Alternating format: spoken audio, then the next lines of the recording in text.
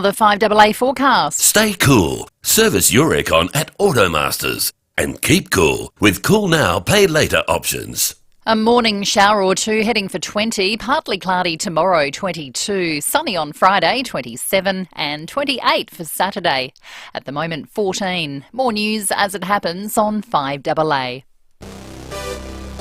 David Penberthy and Will Goodings. This is FIVEAA Breakfast. 4 after 6, good morning to you. Welcome to Wednesday on FIVEAA Breakfast. It's the 8th of March, it's International Women's Day. And in and around the news of the day, the program will reflect that. We'll play you some audio of a long interview we conducted with former host of Channel 7 Sunrise program, host of This Is Your Life, 7 News, host on Smooth FM, one of our sister stations over in Sydney right now, Melissa Doyle, who was a great deal of fun at a FIVEAA lunch that we had yesterday for International Women's Day. So we'll hear from her a couple of times over the course of the morning. Also today, Sean Fuster will join us. We'll go round the courts. Moya Dodd will be on the program, former Matilda's vice-captain and recipient of a massive leadership award in the last week for her work, not just in the world of football, but as a lawyer who advocates strongly for human rights as well. She's a partner at Gilbert and Tobin. We'll be speaking to her at 7:40 this morning. Then Di Dixon will join us, the state project lead for Lot 14. Lot 14 is one of those things we're all glad that it's there. We don't know what it does. Di Dixon does. She's the one that's converted a hospital into an innovation hub. So looking forward to chatting with her after 8:30, as we are Catherine Pegg, who's the director of space technology at the Australian Space Agency. And how's this? Is set to become the first Australian woman to be trained as an astronaut by an international space agency. She's coming up after 8:40 today. David Penberthy, good morning to you. Good morning, Will. Good morning, listeners. That is a terrific lineup of humanity. It's going to be a cracking program. Particularly excited about talking to Moya Dodd, who is a former editor of the Adelaide University student newspaper On D. Well, you all went on to wonderful things. Oh, clearly. no, it's not about me. Her brother Tim was an editor of it as well. I'm pretty sure she edited On D, but I met Moya and had a little bit to do with her for a brief period in my life in 2010 when the South African when we were trying to win the World Cup was on. And she was over there. She was involved with the bid to some extent, but mainly involved with Football Australia at the time during the World Cup, and obviously with the women's side of the game. But she's been a real trailblazer in that space, and a terrific South Australian to boot. The chat we had yesterday with Mel Doyle was excellent. She's just such a great person. She's one of those people that is just as lovely when the cameras are off as she is when they're on. Just a really delightful human being. We had a good chat about how COVID gave blokes a bit of a sneak preview as to what multitasking looks like for women. And it's funny, I can remember, because for a while in Sydney, a few of us from the newspaper used to go on Sunrise, and I went on for probably about a year or so with Jackie Frank, who's a veteran editor of Murray Clare magazine, the daughter of Tammy Franks. Not Tammy Franks. Greens MLC, no relation. Lillian Frank, the Melbourne socialite and charity queen. I think you'd be hard-pressed to find two more different people than Tammy Frank and Lillian Frank. But the work environment at the Sunrise show, and it's interesting, knowing David Koch the way we do, like that was the most incredibly frenetically paced program, and I'd get there half asleep, first thing in the morning to do my little spot, and go into this environment where it was like seeing the inner workings of some paramilitary organisation. Just absolutely unbelievable. And she did all that when she was having a kid. Yeah, the story is quite remarkable. It's worth hanging around for. We'll chat with her in 2 lots. We'll play it a little bit at 7 o'clock and then a little bit more at 8 o'clock this morning. What's the least amount of petrol you've ever put in your car? Do you ever remember a standout memory? One of our listeners too, the least amount of petrol you've ever put in your car. There's limits now on, you see it on the pump. Isn't it $2? I think it's $2 now is the minimum. I had to get petrol on the way in this morning, and it just felt like such an inflation interest rate story out of yesterday. The car in front of me, not that I saw it, but you can see the lingering how much petrol got put in. 6 litres got put in the car. Exactly $10. And I thought that is a pretty powerful illustration of the byproduct of what's taken place, not just yesterday, but in the last 12 months of rate hikes. That's what it looks like when people are cutting back. The bare minimum to get you from A to B. That's pretty a sign of the times, isn't it? Unless they're on the lawn. Yeah, not at 5 a.m, I reckon. And not in this rain. Not in the rain. It was extraordinary driving in this morning. Yeah, no, it was really bucketing down when I got up. And just hearing the tail end of Mel's news there, her final words were, "We're heading for 20." Doesn't feel like it out there at the moment. It's been a while since we were heading for 20 in SA, in the middle of summer. The rain forecast today isn't, I mean, it's at most 3 mils, but geez, it was remarkable this morning in terms of the intensity of it for about 2 minutes, I think. Yeah, it was last night at home. I was keeping an eye on the weather because I was thinking about the 50-odd thousand people at the Ed Sheeran concert. Now, if you were one of those people, we'd love to hear from you today, folks. Let us know what you thought of the show. Looking at some of the footage, it looked superb. The stage show itself looked absolutely brilliant. But it started raining at our place in Wavell at about 8:30, which was only about, I think the concert started at 8:15. So I hope people didn't get wet, although it looked like the kind of night where nobody would have cared, judged on the feedback. Hearing what people have been saying about it online, it sounds like it was an absolutely terrific night. Absolutely. With Sam Datto that was there, our assistant producer. We'll get a review from him before 7 o'clock. But if you want to beat him to the punch, more than happy to hear from you. 8223 0000 is the number. You can text us too on the Dutton's text line 0480 1395. I've had some really interesting conversations in the first half hour of the program the last few days. Happy to keep that theme continuing as well. If you've got any random thought that's on your mind, we would love to hear it. We're going to take a break and get into the news headlines next. Introducing Nissan Future Value Business Plus, a new fleet finance solution for small to medium businesses offering competitive weekly repayments, including the cost of scheduled servicing for the loan term. Available now on the all-new Nissan X-Trail ST. Plan confidently for the road ahead with Nissan Future Value Business Plus. Visit nissan.com.au/business plus or contact your local Nissan dealer. Approved ABN registered small to medium fleet applicants of Nissan Financial Services. T's and C's and exclusions apply. UniSuper's award-winning super is open to every Australian. Join in minutes and see a future worth retiring for at unisuper.com.au. Consider UniSuper's PDS and TMD on its website before making decisions. You want your mind to be alert and healthy as you get older, but you also want it working at peak performance today. Frank Caruso's experienced team has developed Caruso's Mega Memory just for you. The herbs in Caruso's Mega Memory improve memory, learning ability and cognitive performance, and support brain function and mental concentration. Caruso's Mega Memory is made in Australia and comes with a 100% money-back guarantee. Caruso's Mega Memory is available from leading health stores and pharmacies. Always read the label and follow the directions for use. A lot of shopping centres are the same. Same predictable shops, same people. But if you want something new, check out Newton Central with Drake's, Barossa Fine Foods, Seafood Works, Target and many more specialty shops.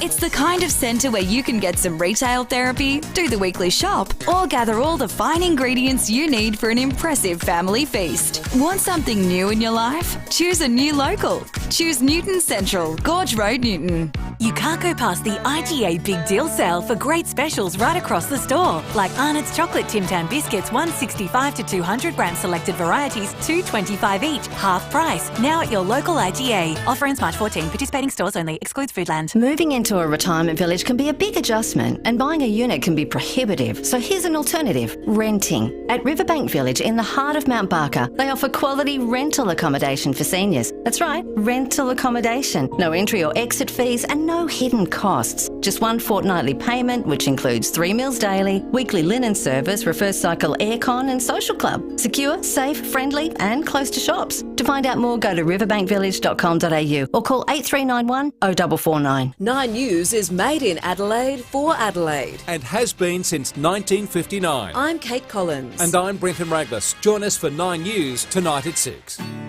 David Penberthy and Will Goodings. 5AA Breakfast.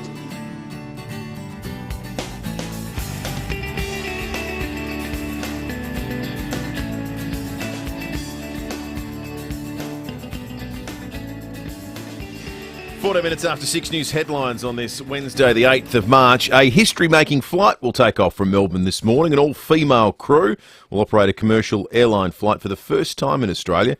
Women will make up the more than 20 roles involved. That's everything from refuelers to baggage handlers and pilots as well. Must not be leaving. Well, he's taking off from Melbourne. Maybe the refuelers are among those that aren't protesting this morning. Maybe they'd find some female strike breakers from the UAE. That'd be a la Peter Heath. What was the name of that company? God rest his strike breaking Patrick soul. Stevedores here in Australia, but what was Patrick Stevedores was the Australian company. But who were the? It was the Italian. What were they called? I can't remember. I can't remember. Chris Corrigan was the bloke. Bali is cracking down on the lewd behaviour and presentation of Australian tourists. A campaign designed to crack down on how foreigners act and dress is being launched at the island's most popular resort destinations. A series of educative billboards that will be on display asking tourists to respect the local cultural customs. I think they've got every right to do that. Completely. And you know, one of the things that drove this was that two people have got some OnlyFans site or something, climbed up a sacred mountain and made a little home video that they then put up on their OnlyFans site at a sacred Hindu site. Now, you know, people are allowed to go away and have fun, but there's always been a part of Bali, and this isn't some anti-Australian smash-up job because, you know, Russians behave like this in Phuket and Americans behave like this in Cancun and rich Argentinians behave like this when they go to Brazil. People often go on holiday and act in a way that they would never act at home. It's like it goes to their head. But you do have to respect the local traditions and customs. I think Australians are generally pretty good travellers around the world, but for some reason when it comes to Bali, it's like, well, rules don't count here. Well, it's amazing what 15, 30-cent bintangs can do to a man, I guess. Rolling Stone magazine has put together a list of the 50 most iconic moments in Australian music. The late Michael Gudinski launching Mushroom Records in the early 70s is the #1 moment in Australian music. The invention of the Fairlight, the Seekers becoming the first Australian band to top the UK charts, and the TV show Countdown also make the list. Countdown! The growing electric vehicle industry will be high on the agenda when the Prime Minister visits India. Anthony Albanese is the first Australian leader in 6 years to make the trip. India has a target of 30% electric vehicles by the end of the decade. Transport Services and Exports Chief Operating Officer Dan Porter says that's an opportunity for Australian businesses. We see more access to technology, more access to a burgeoning industry in India in terms of the commercial EV market. And with that comes the access to technology, the access to expertise, the access to components. Hey, what sort of reaction do you reckon Scott Morrison would have got if the day after the Reserve Bank had put interest rates up for the 10th time in a row, he'd gone off to India to talk about electric vehicles? My understanding is Albo's going to the cricket as well. He's going with Narendra Modi. They're both going to the Test. That's nice. I know it's an important trade relationship, but I just so do also wonder important strategic relationship at the moment too. Yeah, all those things are true. But yeah, you're right. No, cost of living crisis at home. I reckon if it was ScoMo who was there, everyone would be on Twitter saying, you know, I don't hold the monetary policy levers, mate. That'd be the sledge against Morrison for jetting out. Maybe that's small-minded of me. I would say this too, because a lot of people sort of go, electric cars. India wanting electric cars is excellent for Australia, because you know what you need in electric cars is batteries. And lithium. The thing you need in batteries is lithium, and guess what we've got a whole heap of in this country? Lithium. We should hope everyone in the world drives an electric car, because it'd be like us being against it would be like the Saudis being against the combustion engine. The V8. Okay, so whatever your thoughts are on electric cars and whether you've been pushed it or not, this one's good for the country. The shift work has been linked to shifting waistlines. A review led by Monash University has found workers whose rosters cycle between day and nights eat on average 264 more kilojoules each day compared with regular workers. Totally believable. Very relatable for us. Completely. I think. If I'm lucky, I never eat until 12:30. So yeah, you've got an amazing, you're like a camel. Yeah, I've always done it. My dad's done it too. Like my whole family, my son does it. Like we just don't have breakfast. Never subscribe to the theory that breakfast is the most important meal of the day. The one meal we do not have. Unbelievable. But there's that philosophy now within dieting about fasting. Oh, yeah, That controlled fasting. If you go for 12 hours without eating something, you're doing your body a favour. I've been doing that my whole life. Yeah, you made it cool. It was the Hollywood actresses that copied you. That's right. That's where they got the idea from. Around half the turf at the MCG is being replaced to ensure a pristine playing field ahead of next Thursday night's AFL season kickoff. Leith Forest spoke with Les Burdett about this last night. It follows the 2 record-breaking Ed Sheeran concerts last weekend. The grass looked absolutely destroyed. Destroyed. Not even, geez, the deck's going to take a bit of work. The deck was dead. Well, 200,000 people combined over 2 nights, standing on exactly the same spot for about 5 hours each night, with the support band and milling around and queuing to get drinks and that. That's gonna take it out of a lawn. It has, and it's been destroyed. So it's going to be a lot of work to get it ready to go before, I know, your favourite fixture of the AFL season, Richmond Carlton, Thursday night. Well, you called it the broccoli game. Exactly right. Eat your broccoli before you enjoy the rest. 14.8 degrees outside at the moment. Top of 20 today with up to 3 mils of rain. I'd suggest we've already got a little bit of that 3, or a significant portion of it. We'll speak to the Bureau and find out how much shortly. Top of 22 tomorrow. And then the weekend starts becoming magnificent. 27 Friday and sunny, 28 on Saturday, 27 Sunday. And the start of next week too looks really nice. 28 on Monday and 26 on Tuesday. Just thinking about it, it really is the ultimate sort of bellwether example of Victorian self-absorption, the Richmond Carlton game. The so-called national code, that the people who run the AFL would think, what's a real spectacle that'll get everyone excited around the entire country? How about Richmond Carlton? The traditional opener. Seriously, they just got their heads up their minds elsewhere, is what I was trying to say. Their heads up, they're elsewhere. Exactly, well said.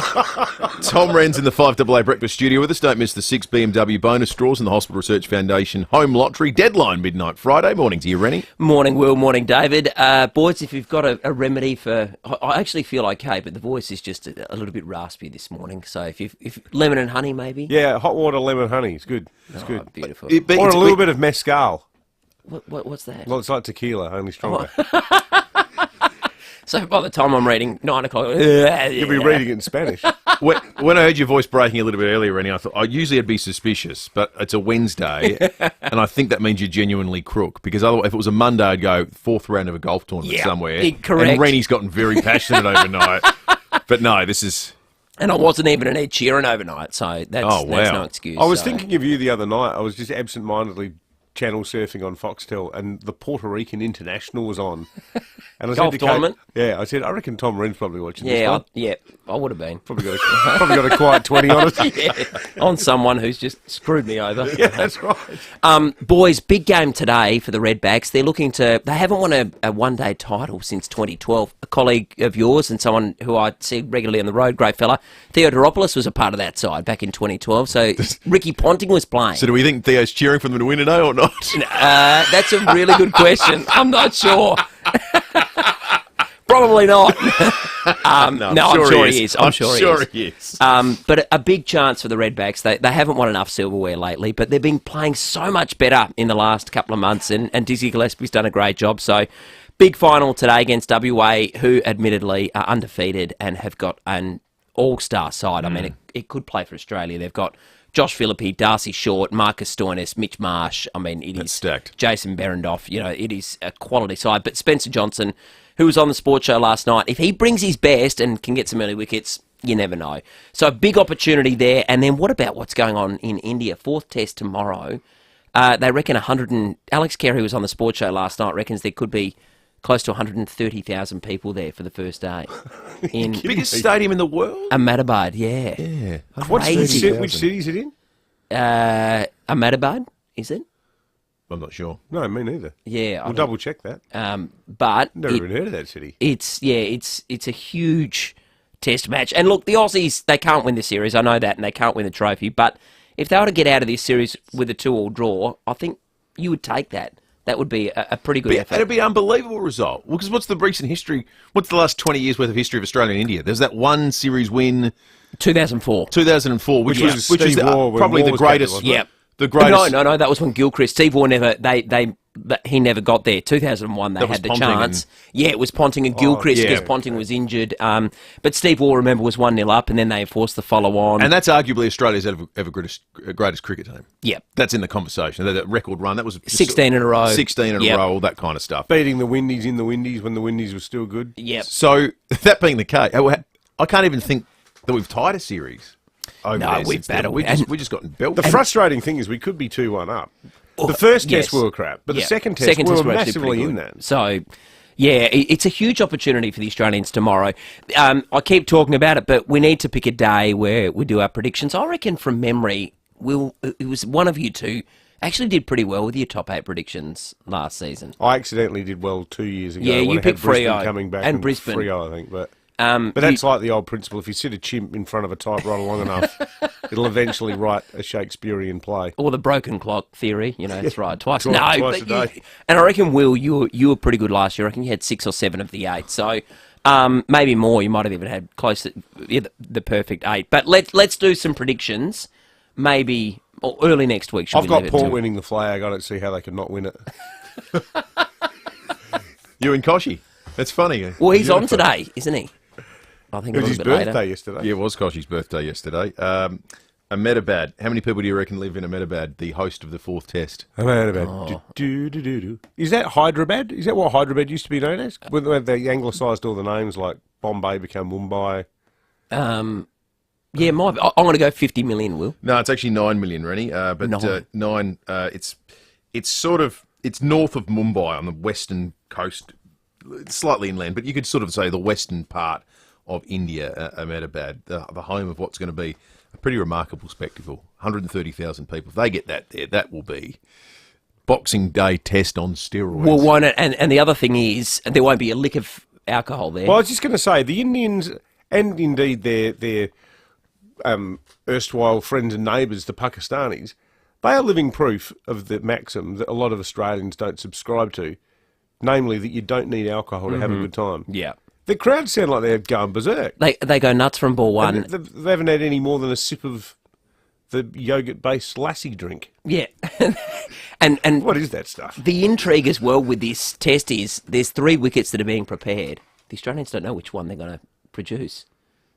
So the mind games continue. The curators, preparing 3 wickets at once simultaneously. What are the Indians all going to go play a scratch match on each of them just to see which one suits them the best? Turns the most, or although that didn't work the last test, so they might have got a little bit calmer after that. Exactly right, correct. It's not Hyderabad. Hyderabad is still Hyderabad. Amendabad. Really hard to say, isn't it? It is hard. Yeah, it's a tongue twister. Especially when Rennie's only got a sliver of voice left. Did exceptionally well. Good on you, Rennie. Thanks, boys. Menthol in you, mate. Yeah. Don't miss the 6 BMW bonus draws in the Hospital Research Foundation Home Lottery. The deadline is midnight Friday. The heat is on, and air conditioning is one of those necessities we just can't live without. So if your car's aircon isn't keeping you cool, you need an Automasters aircon service. And that funny smell probably isn't a dog, but an unhealthy bacteria build-up in the system. But don't worry, we'll sort that out for you too. Beat the heat. Keep cool with Fix Now, Pay Later options available. Book now. For great service guaranteed, call 1300 Automasters. Go Vita, your local health food shops. Over 30 years health and wellness experience and over 300 natural health practitioners specialising in you. Hi, it's Natasha from Fairview Green, and this month at Go Vita we have a great offer on Nutrivital Ubiquinol 60 capsules for energy and heart health. Buy 2 for the price of 1. Always read the label, follow directions for use. Go Vita, Colonnades, Fairview Green, Marion, Mount Barker, Manopara, Semaphore and Tanunda. Now, if weeds had ears, oh dear, they would not want to hear what David's about to tell you. So go ahead, Mr. Green Thumbs. Terrifying news for weeds who happen to be listening to the show. Now, I've got to say, I've been buying Yates products for years, and one thing I've noted about them, Will, over probably 30 years of gardening, is that they work really well. And that includes the all-new Yates Zero Triple Strike Garden Weed Killer Concentrate. It's here to stop weeds invading your space. Now, that might be your prized garden, your outdoor entertaining area, or your favourite veggie patch. Yep, wherever you find them. The Triple Strike technology penetrates the weed tissue. It accelerates cell disruption and, importantly, like Arnie, terminates the weeds, roots and all. All that plus a 24-hour action on most weeds means you'll see visible results quickly. So go to all of the weeds in the garden, fight them in the flower beds and between the pavers with new Yates Zero Triple Strike. That's what Churchill said, wasn't it? It is Churchillian. For more information about the Yates Zero Triple Strike, visit yates.com.au. For nearly 40 years, no one has done certified used cars quite like Steinborner Automotive, with dedicated yards including SA's best range of commercials loaded and ready to go, including SA's only dedicated small car and SUV centre, and SA's only large SUV and 4x4 centre suited for any lifestyle. Steinborner still also has the best range of Commodores, from ZBs to the collectibles. View all late model used vehicles at steinborner.com.au. Steinborner Automotive. It's well worth a trip. Ken Hall Plumbers. We're local, we're family, and we're a trusted South Aussie. Blocked drain? Leaky tap? Give Ken a call. Ken Hall Plumbers. 8364 5855. The heat is on, and if your car's aircon isn't keeping you cool, use Aircon Service. Beat the heat. Keep cool with Fix Now, Pay Later options available. For great service guaranteed, call 1300 Automasters. 5AA Breakfast is streaming live right now. To watch, simply head online to 5AA Facebook or search 5AA on YouTube. This is Adelaide's 5AA. A morning shower or two with a high of 20. With the 6:30 news, I'm Kendall Brettig. Physio Extra for Locomat robotic technology treating stroke, cerebral palsy, brain and spinal cord injuries. Visit physioextra.com. One of the country's major charities wants to see a pause on interest rate rises and welfare payments increase to help Aussies manage the climbing cost of living. The Reserve Bank's raised the cash rate for the 10th time in a row, putting more pressure on struggling households. St Vincent de Paul Society's national president, Mark Gateney, says life's essentials are now out of reach. Housing is unaffordable, unemployment is rising, real wages are plummeting and savings are at an all-time low. So this latest increase is a real blow. While the financial differences between the sexes is in the spotlight this International Women's Day, the Workplace Gender Equality Agency shows the national gender pay gap is sitting at 14.1%. And a new survey by Finder says the average Australian woman has $21,500 in the bank compared to $43,500 for men. The growing electric vehicle industry will be high on the agenda when the Prime Minister visits India. Anthony Albanese is the first Australian leader in 6 years to make the trip. India has a target of 30% electric vehicles by the end of the decade. Transport Service Nexport's Chief Operating Officer Dan Porter says that's an opportunity for Australian businesses. We see more access to technology, more access to a burgeoning industry in India in terms of the commercial EV market. And with that comes the access to technology, the access to expertise, the access to components. A full investigation into the deadly SeaWorld helicopter crash isn't likely to be finished for another 12 to 18 months. More from Mia Glover. A helicopter crash on January 2nd, which claimed the lives of 4 people, wasn't a freak accident. It most likely occurred because the pilots did not hear or see each other. One line of inquiry is that a taxiing call wasn't heard from the chopper that was taking off, but it doesn't mean it wasn't carried out. And one of the aircraft had a faulty transponder, so couldn't see the other, and that is something SeaWorld helicopters knew about. It's important to note the company, which is separate from the SeaWorld theme park, has been grounded ever since the tragedy occurred, and in a statement says it will review the report handed down. Police have arrested a 13-year-old boy after he was caught rummaging through a car at Croydon Park overnight. Patrols found him inside the parked car on road. He's been charged with illegal interference and will face court in June. And 60,000 fans packed Adelaide Oval last night to see Ed Sheeran. The British singer heard about power star Jeremy Finlayson and wife Kelly's cancer fight and organised a meet and greet with the newlyweds. He also did a surprise performance at the Women's and Children's Hospital for young patients and their families. While around half the turf at the MCG is being replaced ahead of next Thursday night's AFL season kickoff, it follows 2 record-breaking Sheeran concerts last weekend which damaged the grass in some areas. The works are being covered by concert promoters. Now turning to 5AA Sport. Don't miss the 6 BMW bonus draws in the Hospital Research Foundation Home Lottery. Deadline midnight Friday. Here's Tom Wren. Thank you, Kendall. Concussion is poised to be one of the biggest issues facing the AFL this season, with the game regarded tougher now than in the 1980s. Eddie Summerfield reports. Brisbane defender Marcus Adams won't play this year after suffering a severe delayed concussion last season. Lions coach Chris Fagan telling The Age the AFL is in a terribly difficult position in that there's so much incidental contact, it's a nightmare. The league is facing a class action from former players affected by repeated head knocks. League legend Lee Matthews telling Wide World of Sports. I believe the game is more dangerous to play in 22 than it was way back in the 70s and 80s. Also pushing for a tighter cap on interchanges. I would love to have seen what had happened if there was a limit on interchange of 30 or 40 15 years ago. Still on footy, and Adelaide's players will hit the training track this morning as they prepare for the start of the season, which begins for them on Sunday week against GWS. Port Adelaide's players will also train this afternoon as they look ahead to their season opener against Brisbane at home. To cricket, South Australia will be looking to break a decade-long title drought when they take on WA in the One Day Cup final at the WACA later today. Meantime, Australia's cricketers will have one final practice session ahead of tomorrow's fourth and final test against India in Ahmedabad. And in some European Champions League action, Benfica leads Club Bruges after taking an early 1-0 lead in their round of 16 knockout match this morning. Chelsea is up against Borussia Dortmund. That match kicks off in the next 5 minutes. And that's the 5AA Sport. Now the 5AA forecast. Stay cool. Service your aircon at Automasters. And keep cool with Cool Now, Pay Later options. A morning shower or two heading for 20, partly cloudy tomorrow 22, sunny on Friday 27 and 28 for Saturday. At the moment 15. More news as it happens on 5AA.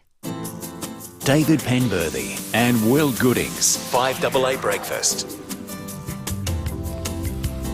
24 minutes to 7. It is International Women's Day, the 8th of March. Today, a terrific event yesterday with 5AA and our partner station in Smooth under the Nova Entertainment banner, where we spoke with Melissa Doyle, star of Screen and radio as well, who you'll hear from over the course of the morning today. We'll play a little bit of our chat with her at 7 o'clock and 8 o'clock today, but also some incredible women on the show. We will have the Director of Space Technology at the Australian Space Agency, Catherine Pegg, on after 8 o'clock today, who's going to be the first woman to be trained by an international space agency as well. Di Dixon is the state project lead for Lot 14, where all the sort of Adelaide's innovation hub.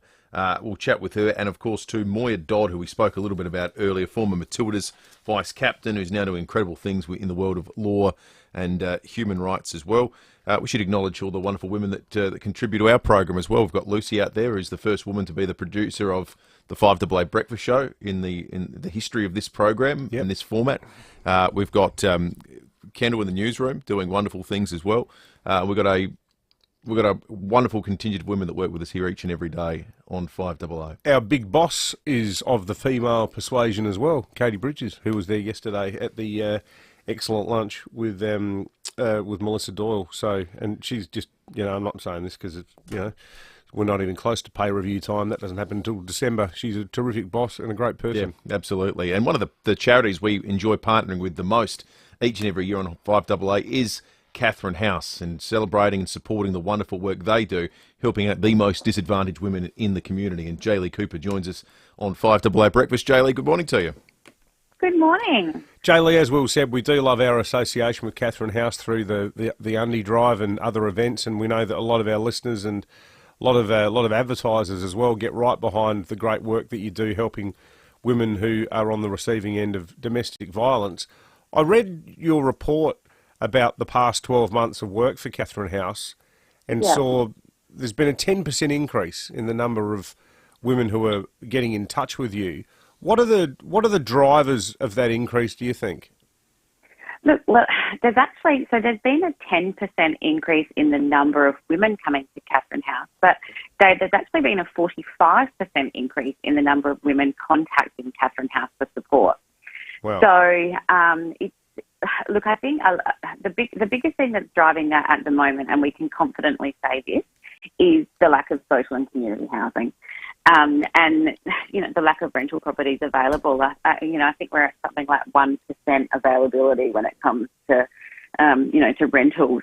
So we're finding that we've got this whole new cohort of women coming or contacting us because they're falling into homelessness simply because they can't find a rental property.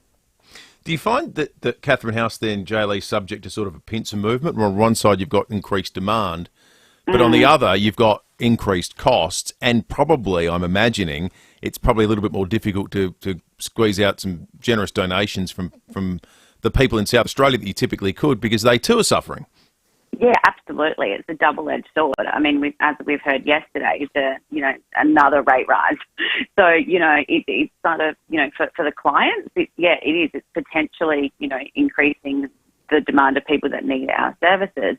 But then on the flip side of that, it absolutely is making it harder for people to make donations and, attend our events and those sorts of things as well. So it's a continual challenge.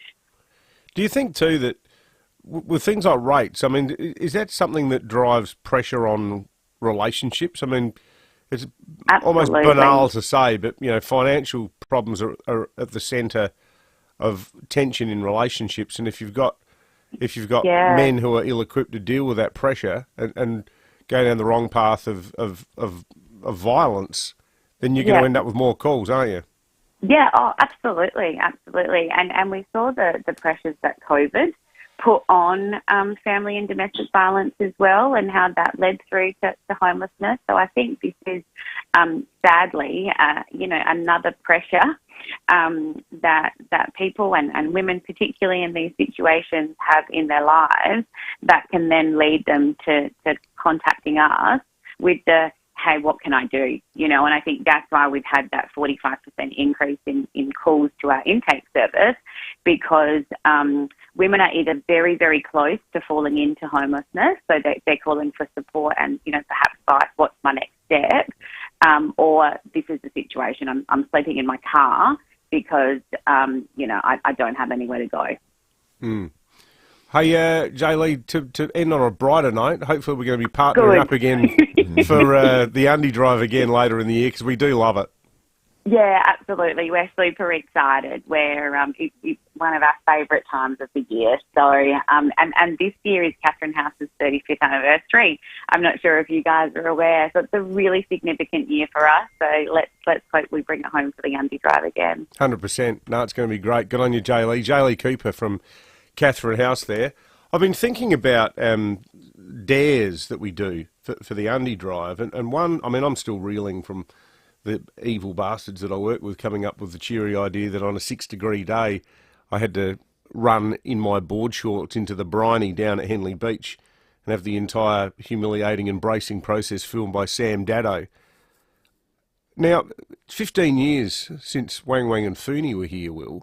I reckon what you should have to do is a 3-minute TV package for Channel 7 News celebrating Wang Wang and Fooney's time here in South Australia as a Undie Drive dare. You got to go down there with the camera crew. To me, that feels much more like you having to suggest that the umpiring decision in which grand final was right? 1978. Yeah, how much did you pay to get out of that one? $1,000. Yeah. No, I lie. I paid $500 out of my own pocket. Right. But the Sturt Football Club, I think Sue Dewing paid $1,000 out of her own kick. I think Jason Killick paid $1,000. So are you saying you're prepared to pay the Adelaide Zoo not to have to say anything nice about Wang Wang and Fooney? Oh no, I'll make a donation to the people of Joslin or something or other instead. 17 minutes to 7. We got some great texts coming through on the Duttons text line. Some good contributions on the Foodland Supermarkets Facebook and YouTube live stream as well. We should point out too, speaking of the excellent women that support and work with this program, Brooklyn Munn, the doyen, the czar of the live stream, Czarina, the Czarina, the lady who without we have no live stream because literally no one knows how it works. None of it. She's the absolute master of it. So if you're sitting there watching us at home, go look at those two slobs. You can blame Brooklyn because she makes all of it possible. No, well, Brookie's genius is that she's filled the screen with graphics full of really important information. The good news is you can't see us most of the time. That's the subtle brilliance of the live stream management. But if you'd like to jump on and watch, you can do so. Thanks to Foodland Supermarkets and interact with the program that way. Text on the Duttons text line. How the hell is the MCG turf going to bed down enough not to lift in 8 days' time? Excellent question. Another one here, questioning, given his pedigree as a hard man on the field, Lee Matthews on the news saying footy's more dangerous now. It's a little bit less dangerous now that Lee's not playing. Well, I heard that, and I thought, I reckon he's right in one way. It's dangerous if you're out there playing footy. It's less dangerous now than it was then if you're trying to avoid getting punched in the back of the head. Yes, that's right. So he's sort of right. 16 minutes to 7, 8223 0000. We might take a break. We'll check traffic and come back with police and weather in just a moment. Thanks, Will, and good morning. Bedford Park got a crash there, Main South Road, Ellipse Road, speeds out of one-lane citybound. Stepney got traffic lights out of action, Paynham Road near Stephen Terrace, and we're down to 80 on the freeway at the moment in a few spots.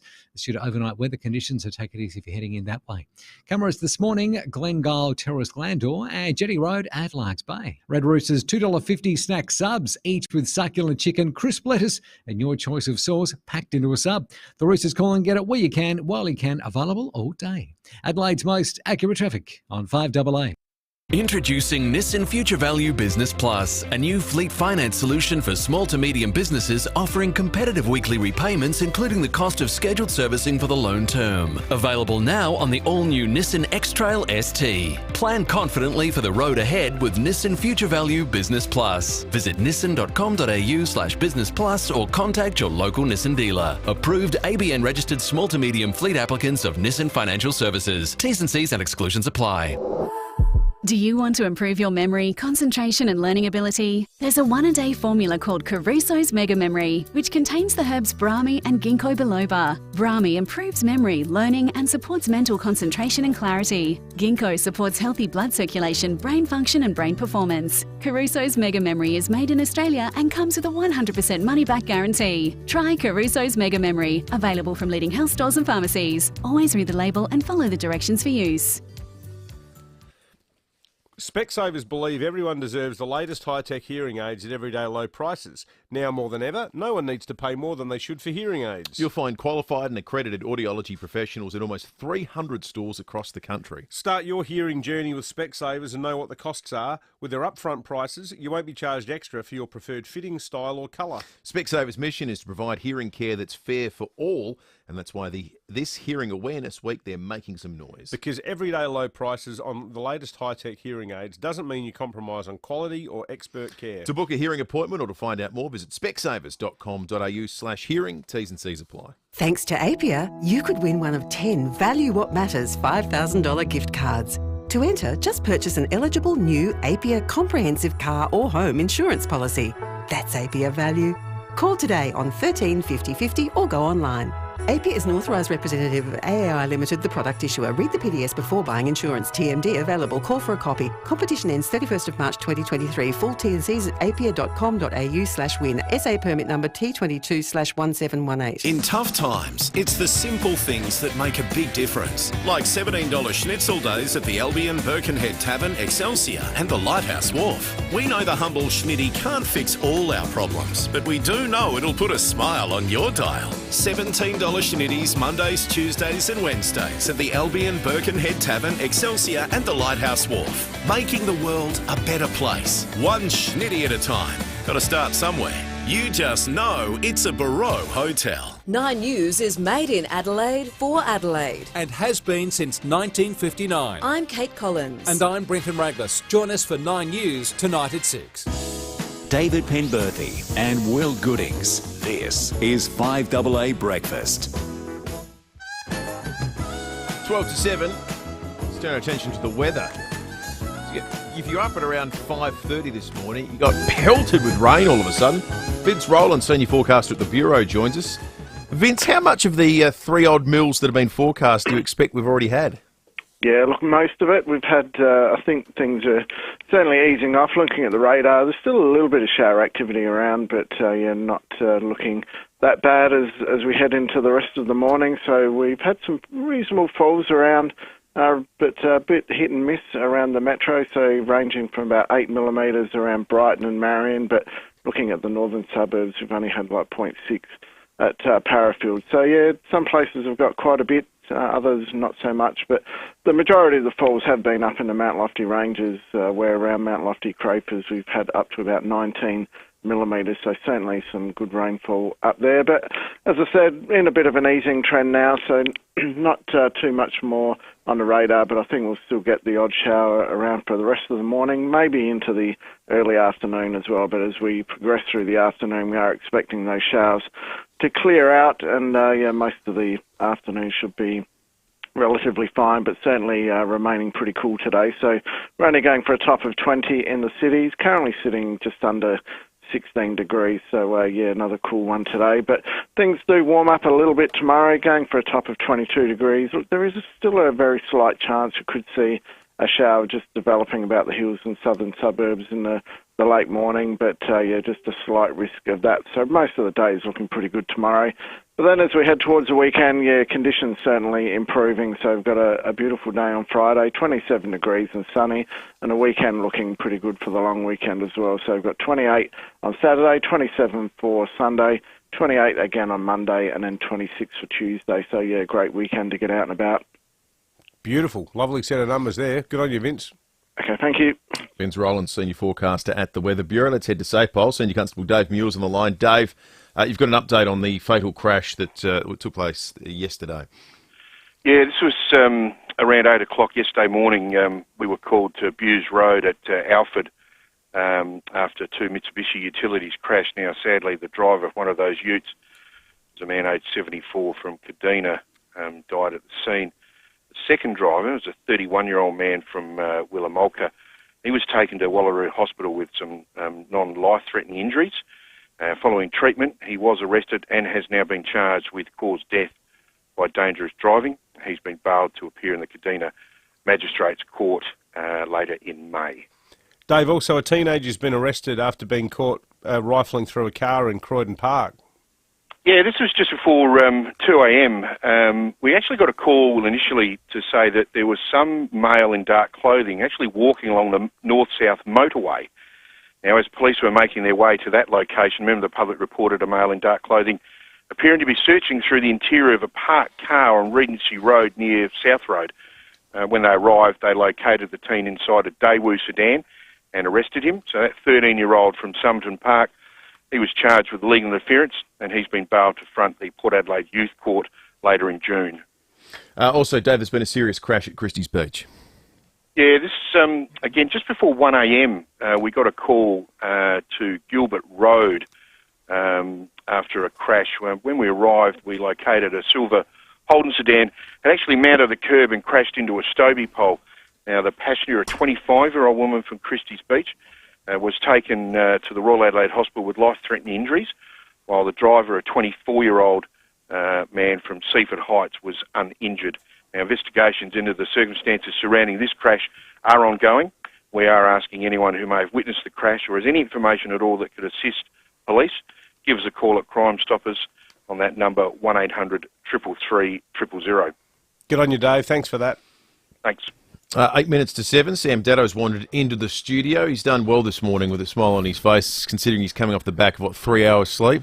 Barely 3 hours sleep, I reckon, guys. You were yesterday reporting to us live from Adelaide Oval in the morning, inspecting the preparations for the Ed Sheeran concert. Clearly, whatever advertising you were doing worked, because then you went and bought a ticket to the Ed Sheeran concert. I did.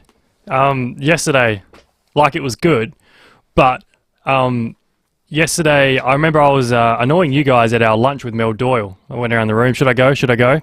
You guys all gave me a resounding yes. That was not enough arm twisting I needed. You seemed a bit delirious, Sam.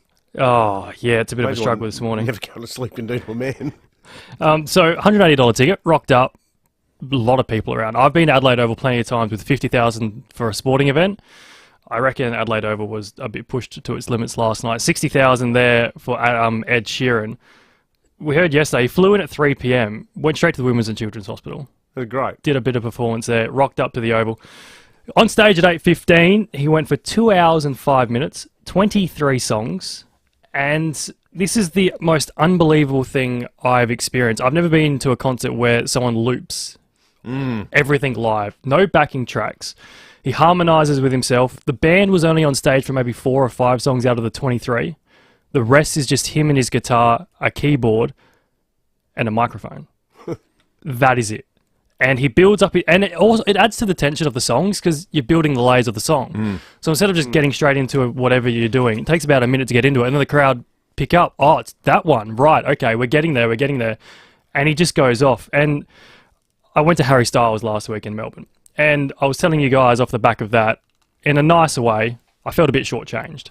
It wasn't everything I was expecting it to be. And I've always been a bit of a skeptic with stadium tours because they don't always seem to live up to the hype.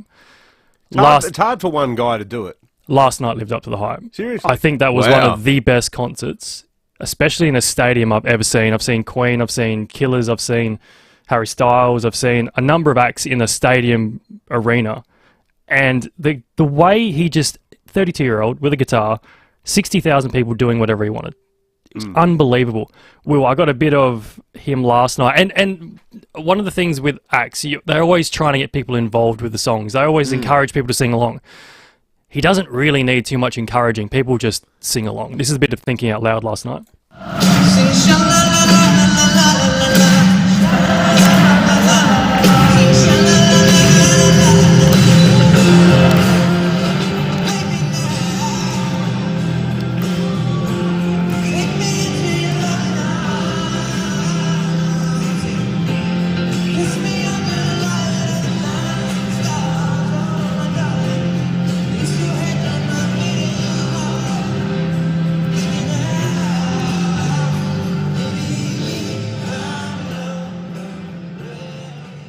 And if you jump on the Foodland Supermarkets live stream, I've got a couple of videos and photos up Brookie would be playing right now. I'm a fully fledged convert. Really? I went into the show as I like Ed. Fantastic. I make 4 or 5 songs on each album. I think he's outstanding. I got to say, excellent. The fact that the first thing he did when he arrives here, and he does this everywhere. Unreal. Everywhere he arrives in a new city, he goes to local kids' hospital, he talks to some cancer organisation, and I reckon in a way it probably meant more for the staff than the kids, because the kids would be going, oh yeah, who's this guy, some rock star? Yep. I don't think there's too many 7-year-olds who are massive Ed Sheeran fans. But seeing all the nurses, and like imagine the stress of working in the oncology department for children. I mean, seriously? I can't even think about doing that for a living. The thing I like, there's nothing cynical about it either. The guy's not doing it to get on the front page because he needs to sell more tickets. He does it in all these places where they're all sold out. And he never has a camera crew with him. And all the footage we ever see is off iPhones. He never telegraphs where he's going. And just lastly, before I end, in the round, he's got this massive stage that rotates. And all I can say is, if he fakes it, he's extremely good at it. But for the entire 2 hours on stage last night, it looked like there was nowhere else he wanted to be. He just thoroughly enjoyed the entire night, running around the stage, doing laps, just making sure everyone got their money's worth. He just seems like the most grounded bloke too, doesn't Unreal. he? Yes. Like 30, as you said, 32 years old. He's still with his same partner. Like he's just. You're never going to open the Daily Mail and find like the new Ed Sheeran scandal story, are you? But I love the fact that he just flies commercial occasionally. Well, semi-regularly. He'll just be like, well, I'll just jump on a plane and get to my gig. Just a remarkable person. To that, I have this thing where if you're performing in front of 60,000 people a night or 100,000 people a night, in Melbourne's case, it's pretty hard to stay a normal person, I would have thought. And as you said, Dave, he just has. Unreal. Let us know what you think, folks. Heaps of our listeners would have been there. We had calls yesterday from people who were going, so give us a bell, 8223 0000, or ping us a text on the old Dutton's text line, 0448081395. Great review, Sam. Adrian on the text line says, you can let Vince know that I'm absolutely drenched. We had more than 3 mils of rain whilst I was loading my truck with recyclable material at 5:30am this morning. I am completely and utterly drenched. We can't blame Vince for that. No. I don't think Adrian is. It sounds like he might be a bit. Yeah. Hey, a sartorial fashion-related text here. It says, Yo, Will. Yeah. Most nights I watch 7 News, you look very sharp in your suit. But every night without fail, that tie of yours is just 5% below spot on. The Windsor knot is spot on, but I can see the collar of your shirt. This is nitpicking, but it drives me wild. Sincerely, Mr. Clayton. Mr. Clayton, you and Suzanne, who is the Tsarina of the wardrobe at Channel 7 as well, the bane of her existence, Mr. Clayton. It's like a body rejecting a donor organ. My body rejects wearing suits and ties for some reason. And every You really do hate tyres. I hate tyres. And every time they roll a package, she will come up and tighten my tyre and tighten it up. Do you knot it yourself? Constant tyre watch. Do you knot the Windsor knot yourself, or do they do it for you? I do it, and then they fix it. Right? I'm deadly serious, Mr. Clayton. My body just doesn't. When I wear a shirt, it pulls in the wrong way. I think it's less the tie than it is how the shirt sits in me. I think I've got a weird sort of neck to body ratio that makes the whole thing go out of whack. How do you know how to do a Windsor knot? I've never known how to do a Windsor knot. I don't know which. The first knot you I did. probably had to wear a school tie, though, I'm guessing. Yes. So we only use ties at Marion High for tying stolen goods to the pack rack of my mate Doug's Datsun 180B. Mr. Clayton, thank you for feedback, though. We used to pitch him off the local Westminster kids. We're always trying to get better. You can text us always your thoughts and feedback on the Dutton's text line 0480 1395. On a still night, isn't it special to look across the vast ocean and think 540 million years ago we evolved from its depths? And with us, we brought a 34-bottle capacity wine cooler for only $299. With a double-glazed glass door and versatile 5 to 18 degrees Celsius temperature range, it's special you can buy at the Kitchen Makeover Sale this Saturday at Aldi. In store while stocks last. Good. Different. The first ever Corolla Cross SUV has arrived at Jarvis Toyota.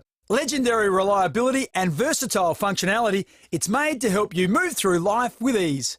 With the choice of a 2-litre petrol engine or the latest 5th-generation Toyota hybrid electric technology, the Corolla Cross is focused on quiet, efficient and powerful performance.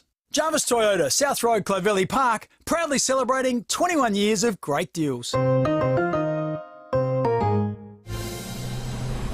Online, on DAB Digital Radio and on 1395 AM. Talking Adelaide. This is Adelaide's 5AA.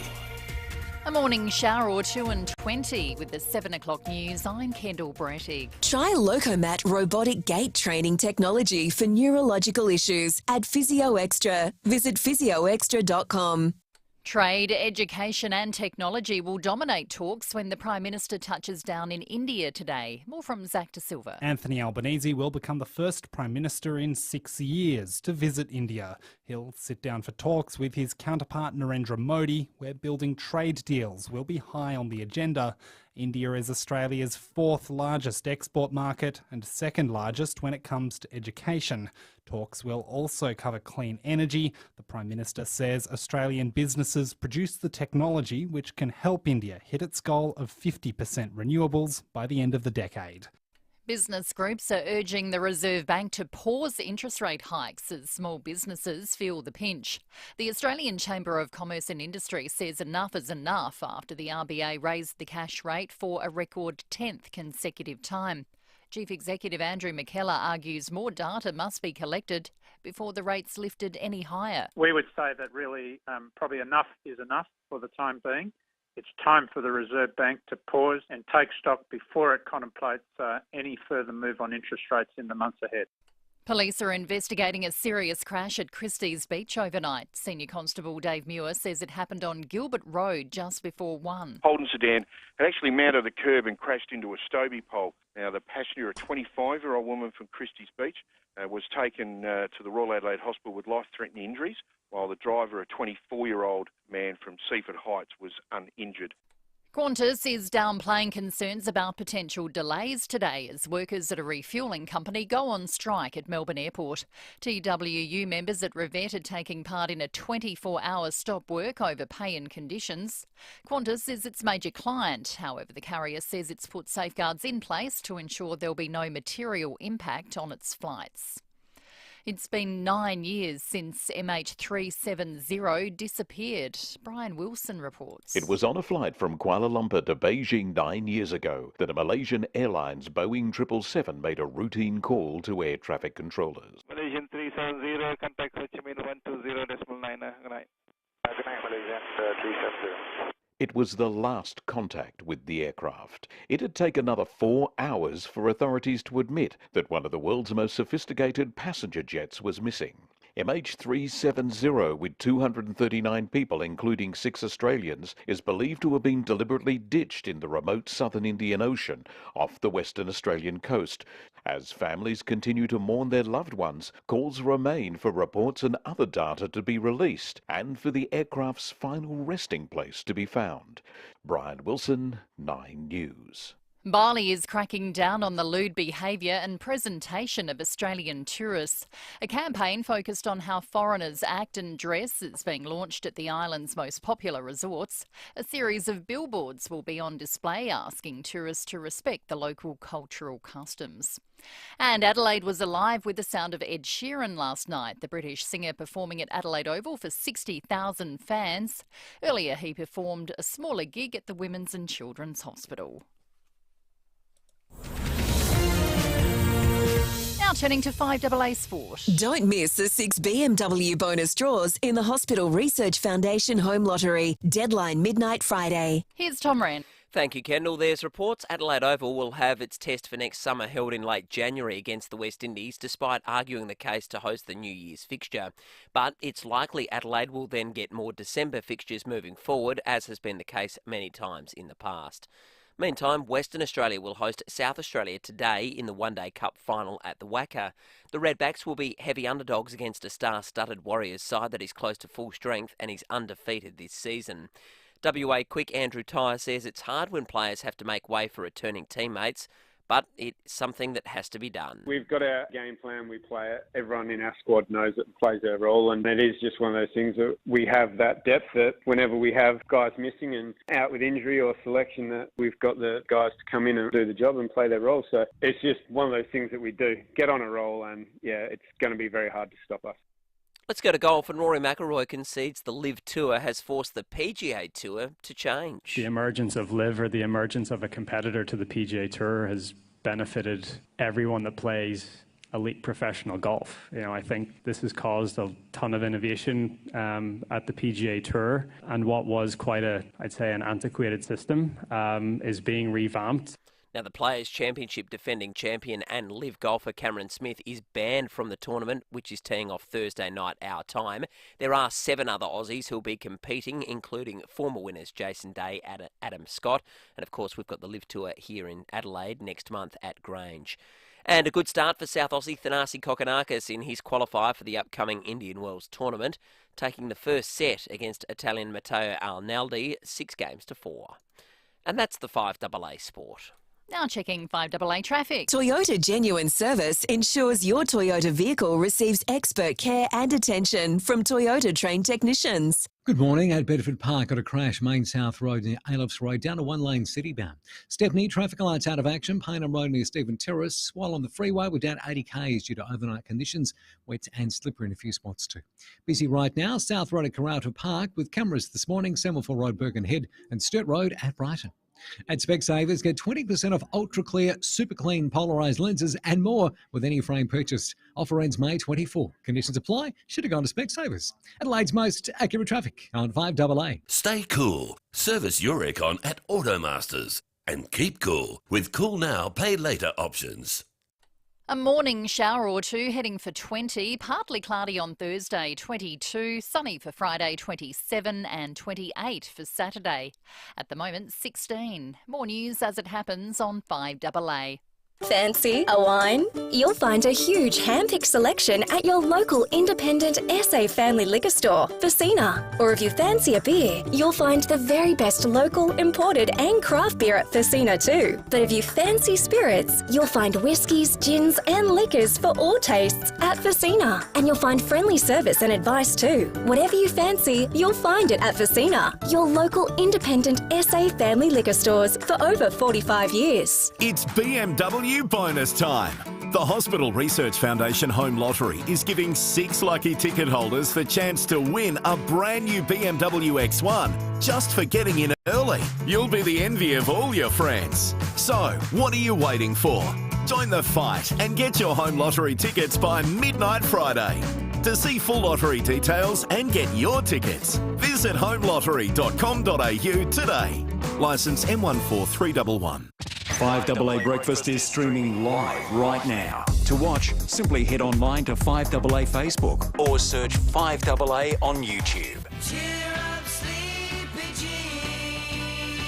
David Penberthy and Will Goodings. This is 5AA Breakfast.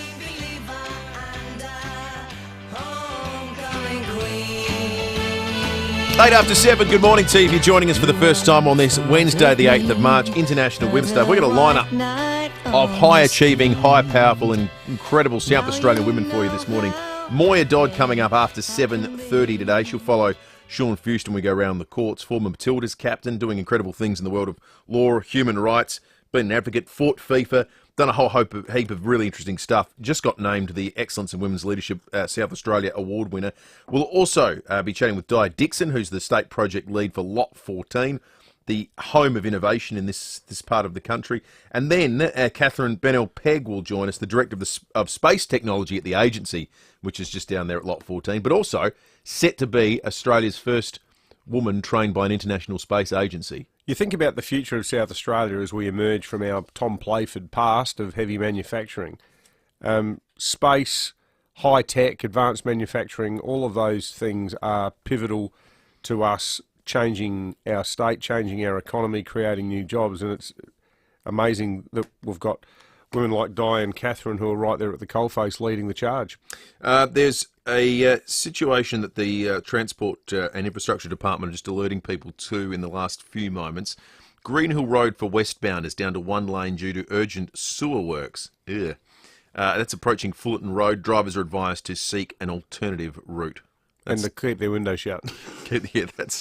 That's Don't breathe in and seek an alternative route. Greenhill Road and Fullerton Road. For the Burning Peak, does it get any busier than that? That's a pretty important bottleneck, that's for sure. It certainly is. 10 after 7, speaking of really impressive women, we yesterday had the opportunity at a 5AA International Women's Day lunch to chat with Melissa Doyle, who you'll remember from Sunrise. She was part of making Sunrise the phenomenon that it is and remains today. She's read news on 7. She hosted a whole heap of really special projects. She's the kind of person that they put in when they just need a gun TV host to nail something down. So she's done things like This Is Your Life and side projects like that. The other thing she's doing now, she's a breakfast radio host on our network in Sydney. And so she came to Adelaide to talk to us about her life, her career, being a woman in the media, and we're going to play 2 little bits of it over the course of the morning. The first is right now. That sort of scrutiny, and particularly for women, do you feel like it's getting worse because of social media? Because there's been some things where, and I've seen it particularly with like Lisa Miller on the ABC, Lee Sales, who I think is one of the most level-headed and even-handed political reporters going around. She shut down her Twitter feed because of the level of abuse she was getting, but you seem to get a different kind of attention as a woman where sometimes the flack you cop is sort of gendered flack as well. I remember when I did our rolling coverage of the Link Cafe siege, and I had a woman message me in the middle of the coverage asking me who my dress was by. And you just think, hang on a second, I'm standing here doing 12 hours of live television covering what at that moment was considered a terrorist attack, and you're worried about what I'm wearing? And it's just, I think sometimes as a woman, I think it makes you think very carefully. So, I find you just wear stuff that is as neutral as possible and try to do your hair as simply as possible to just take away that level of conversation. Because, you're trying to do your best and as a journo, tell good stories and do good reporting. I want people to look at what I'm doing. I want people to see the person that I'm interviewing or the story that I'm covering and judge me on my work, not, no, look, but yeah, I get it. That's just a thing that's always been around, but it would be nice if there was a little bit less chatter about it. Yeah. How would you score the television industry when it comes to what happens within those doors, from management, from the culture that exists within it in terms of how women are treated now and how they were treated when you first started out? Look, it's a bit of a sweeping question because I'm sure it's like absolutely any industry where you can have a team where the culture is just incredible and supportive and you are so glad you're part of that team, and then you can have another team that doesn't quite understand some of the challenges that you might be facing. As a female in TV, particularly back in the early days when I had small children. I was very aware that that was pretty tough, and there was a few people I worked with who didn't get it. And, you know, I'm sure I'm not the only mum who sometimes you just simply can't do it all. And when you ask for a little bit of flexibility, you can be met with others thinking that you're slacking off or that you're not pulling your weight, which, as any working mum knows, is actually not true, because let's be honest, you do double the amount in half the amount of time. But then you come across people within your team that are really supportive. Koshi was one of those. I do remember we took the show on the road just after I came back from maternity leave with our second child, and our wonderful young male, unmarried boss who probably won't have children in his lifetime decided that taking the show interstate every week when I'd just come back from having a baby would be a great thing. And me, you know, obviously in an industry where you fight for your position every single day, just had to go along with it. So we're up in far north Queensland. We're about to go to air. It's 5:45. You know, I've got a newborn at home in Sydney. This is the time, sorry I'm oversharing right now, but this is the time that normally I would have been feeding her. So instead I'm hiding in my room with a pump trying to express milk, and the floor manager's yelling at me saying, you've got to be on set, we're about to go to air, and I'm in tears and I'm ruining all my makeup and the whole thing's going to shit. Anyway, next minute I heard Koshi's bellowing voice screaming at the set, and the team was saying, leave her alone, she's just had a baby and she's doing her best, and just leave her alone.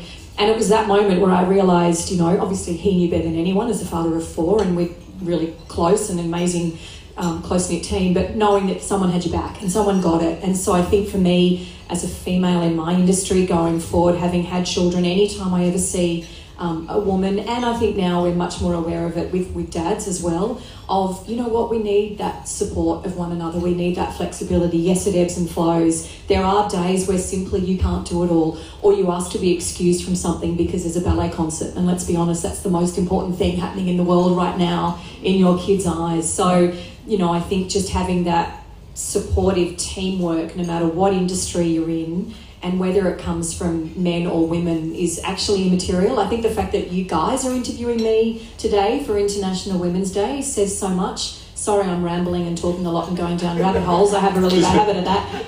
But I actually think, you know, that's what it means. The good way or a bad way? No, I think it's really good. It's like, you know, we all need to understand what we're all going through, and I think International Women's Day is about maybe some women putting up their hands saying these are the issues that we're facing, and guys, can you help us, please? Yeah, that was a little bit of our chat with Melissa Doyle. You're about to hear the whole thing posted as a podcast episode, and we'll play a little bit more after 8 o'clock with some fascinating insights into the TV industry and some of her battles, and a lovely story about Koshi as well. I think the point you made about juggling parenting and work is something that has changed a bit because of COVID, and that the idea now that you'd say, look, I'm really sorry, I'm going to get my job done, but I can't come to this meeting at 9:30 because I've got to take the kids to school, I've got to take one of my kids to a medical appointment. I think historically there's been this view that people use their kids as a foil for getting out of work, whereas the reverse is true. Like, bringing up a child is and you're finding this out yourself, Will. Bringing up a kid's the most important job you'll ever have. Absolutely. And you know, I think the days of bosses being inflexible, it's changing. It's probably changing more in white collar than blue collar industries, but the good thing is it is changing, and as long as people can get their work done, then I see no issue with people dipping in and out of their working day to be able to do things like, you know, feed their child, which was the story Mel told. 17 minutes after 7, we're going to take a break. We'll check traffic and come back with more in just a moment. Thanks, Will. At Eastwood, got urgent civil works on Greenhill Road near Fullerton Road that'll get slow and messy throughout the morning, literally. Bedford Park got a crash, Main South Road near Aylers Road. Speeds reduced and it's down a one-lane city-bound. Stepney, traffic lights out of action, Paynham Road near Stephen Terrace. And look out for cameras this morning, Anzac Highway, Ashford and Sturt Road at Brighton. Audio Barista Made Iced Lattes on the OTR app. It's quick, convenient, and every fifth C coffee is free. Open 24/7. OTR. Adelaide's most accurate traffic on 5AA. 5AA Mornings with Matthew Pantelis. I don't know if you saw the footage on Channel 9 last night where a man is driving his car on the north-south motorway somewhere and filming the odometer, the needle of the speedo, on 200 kilometres an hour. What a brain-dead moron. Weekday mornings from 9. These people, seriously, we've got to spend our time on the roads dodging these bullets. On 1395, Adelaide's 5AA. Bob Burns Blinds is feeling more-ish. For a limited time only, the more curtains and blinds you buy, the more discount you receive at Bob Burns Blinds. The more, the merrier. With quick installation, high-quality materials, an extensive product range, and first-rate service, now's the time to create those stunning indoor and outdoor living spaces that you've always wanted. Buy more, save more. Book your free measure and quote today at bobburnsblinds.com.au. Conditions apply.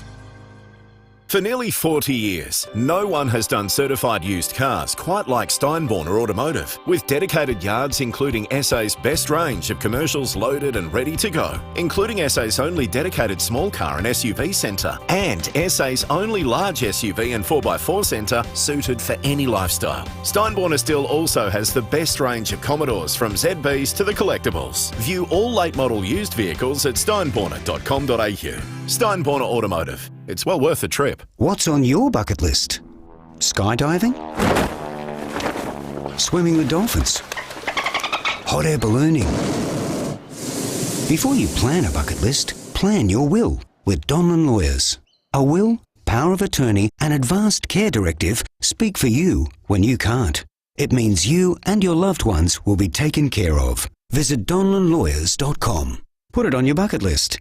Hindmarsh Square, Adelaide, and Ocean Street, Victor Harbour. You can always expect the very best from Adelaide Appliance Gallery, home of designer appliances. Right now, save up to $1,000 on Asco cooking. Save up to $300 on all Asco laundry and up to $1,000 off Asco dishwashers. We can also arrange delivery, installation and removal of your old appliance and supply 6 months of our Power of 4 cleaning detergent. Adelaide Appliance Gallery, home of designer appliances. Paynham Road, St Peters. T's and C's apply.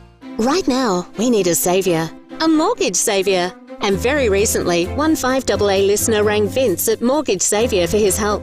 He reworked their mortgage payments and saved $9,000 just in the first year. And right now, you could also get an upfront payment of up to $5,000 when you refinance with Mortgage Saviour. Find out what a Mortgage Saviour can do for you. Call 1300 99 8886 or go to mortgagesaviour.com.au. T's and C's apply. 9 News is made in Adelaide for Adelaide. And has been since 1959. I'm Kate Collins. And I'm Brenton Raglas. Join us for 9 News tonight at 6. David Penberthy and Will Goodings. 5AA Breakfast.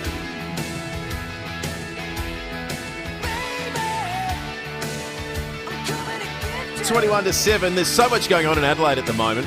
It's hard to list them. You go through from now until gather round and live golf. Then you've got Women's World Cup matches. It's just an incredible next few months here. WOMAD's a huge part of it, as it is every single year. And I love this initiative at WOMAD this year. The Ukrainian community of Adelaide are going to be running the Kobza Cafe. The idea behind this is all the money raised will go to the Ukrainian war effort. They had a donation box last year. This year, they've got a cafe. It's going to be run by our next guest, Bob Becker. Bob, good morning to you. Good morning. How are you? And that was the Ukraine Crisis Appeal that the money is going to. It's a nationally coordinated initiative, and it's in partnership with Caritas Australia and Caritas Ukraine, and Rotary, International Rotary. Fantastic. So there are 3 groups. And they're on the ground in Ukraine, and they're providing emergency shelter. They're providing medical aid and so forth. So I guess in a way, it is a war effort because it's helping people who are suffering. Like I keep on telling people, we can't stop the bleeding here in Australia, but we can certainly help ease the pain. Mm.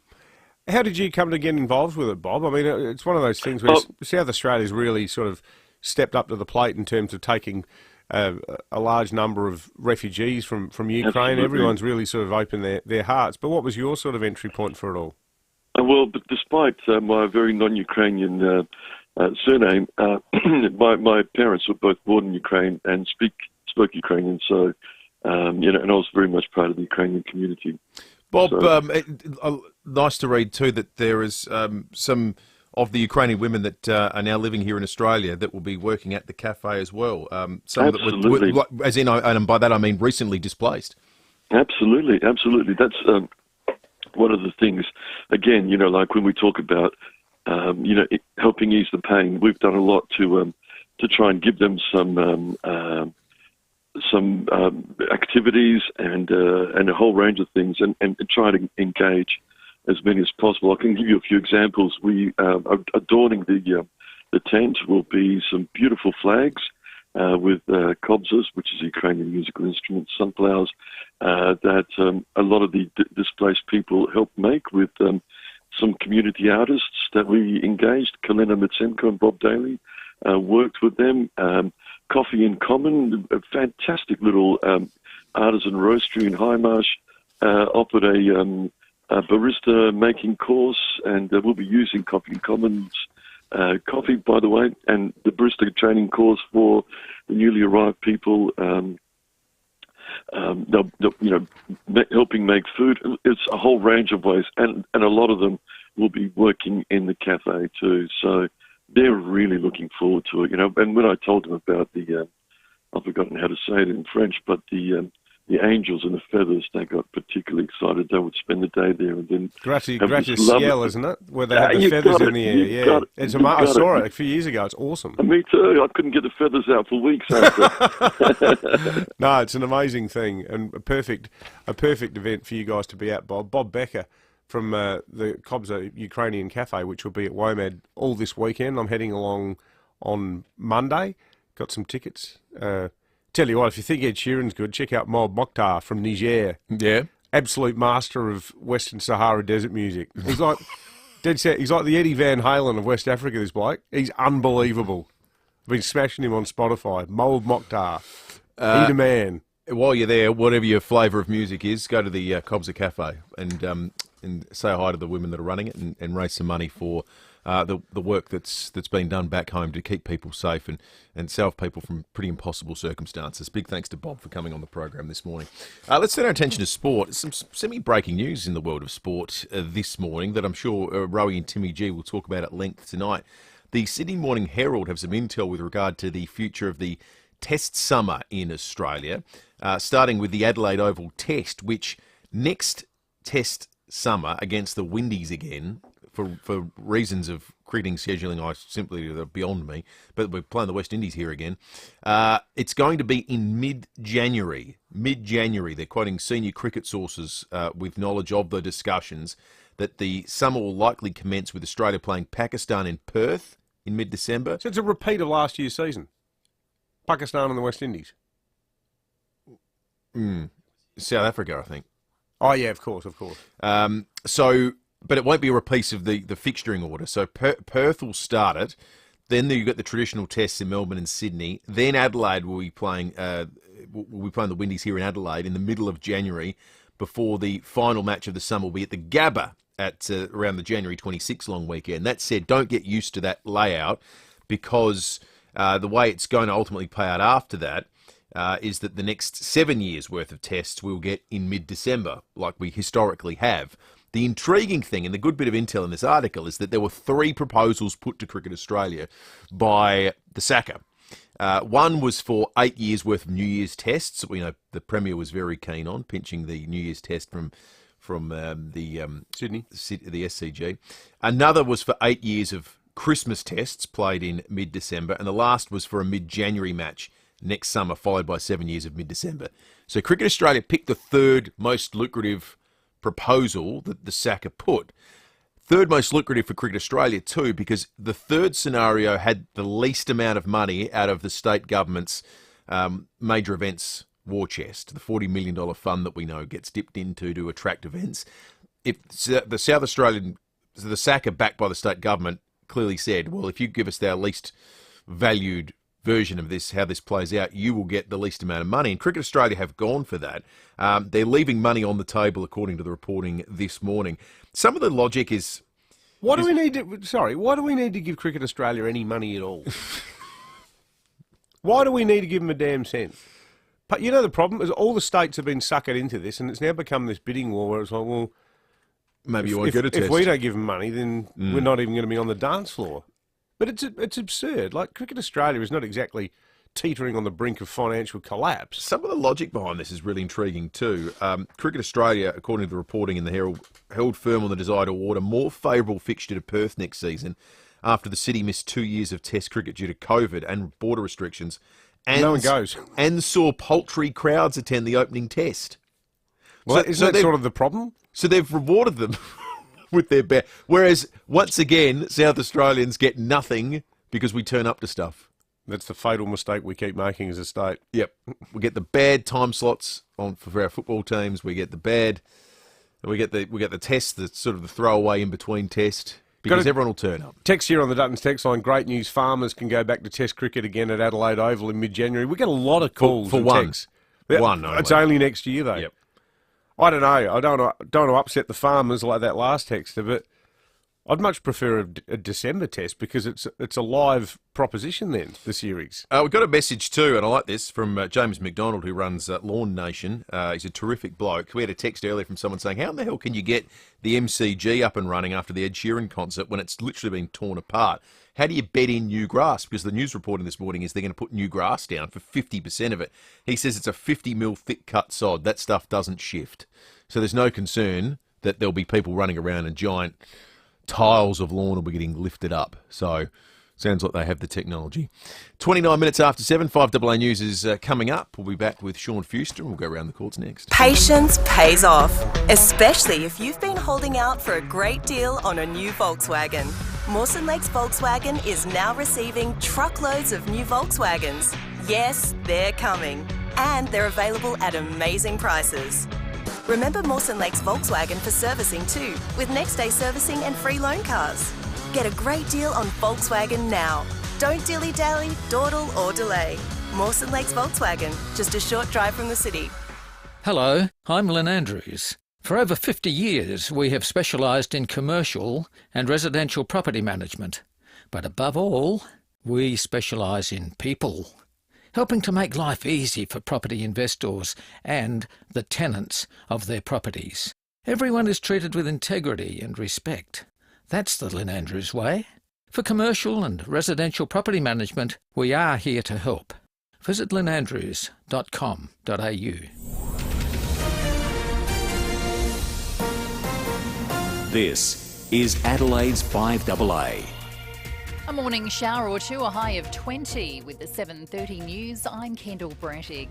Physio Extra for Locomat robotic technology treating stroke, cerebral palsy, brain and spinal cord injuries. Visit physioextra.com.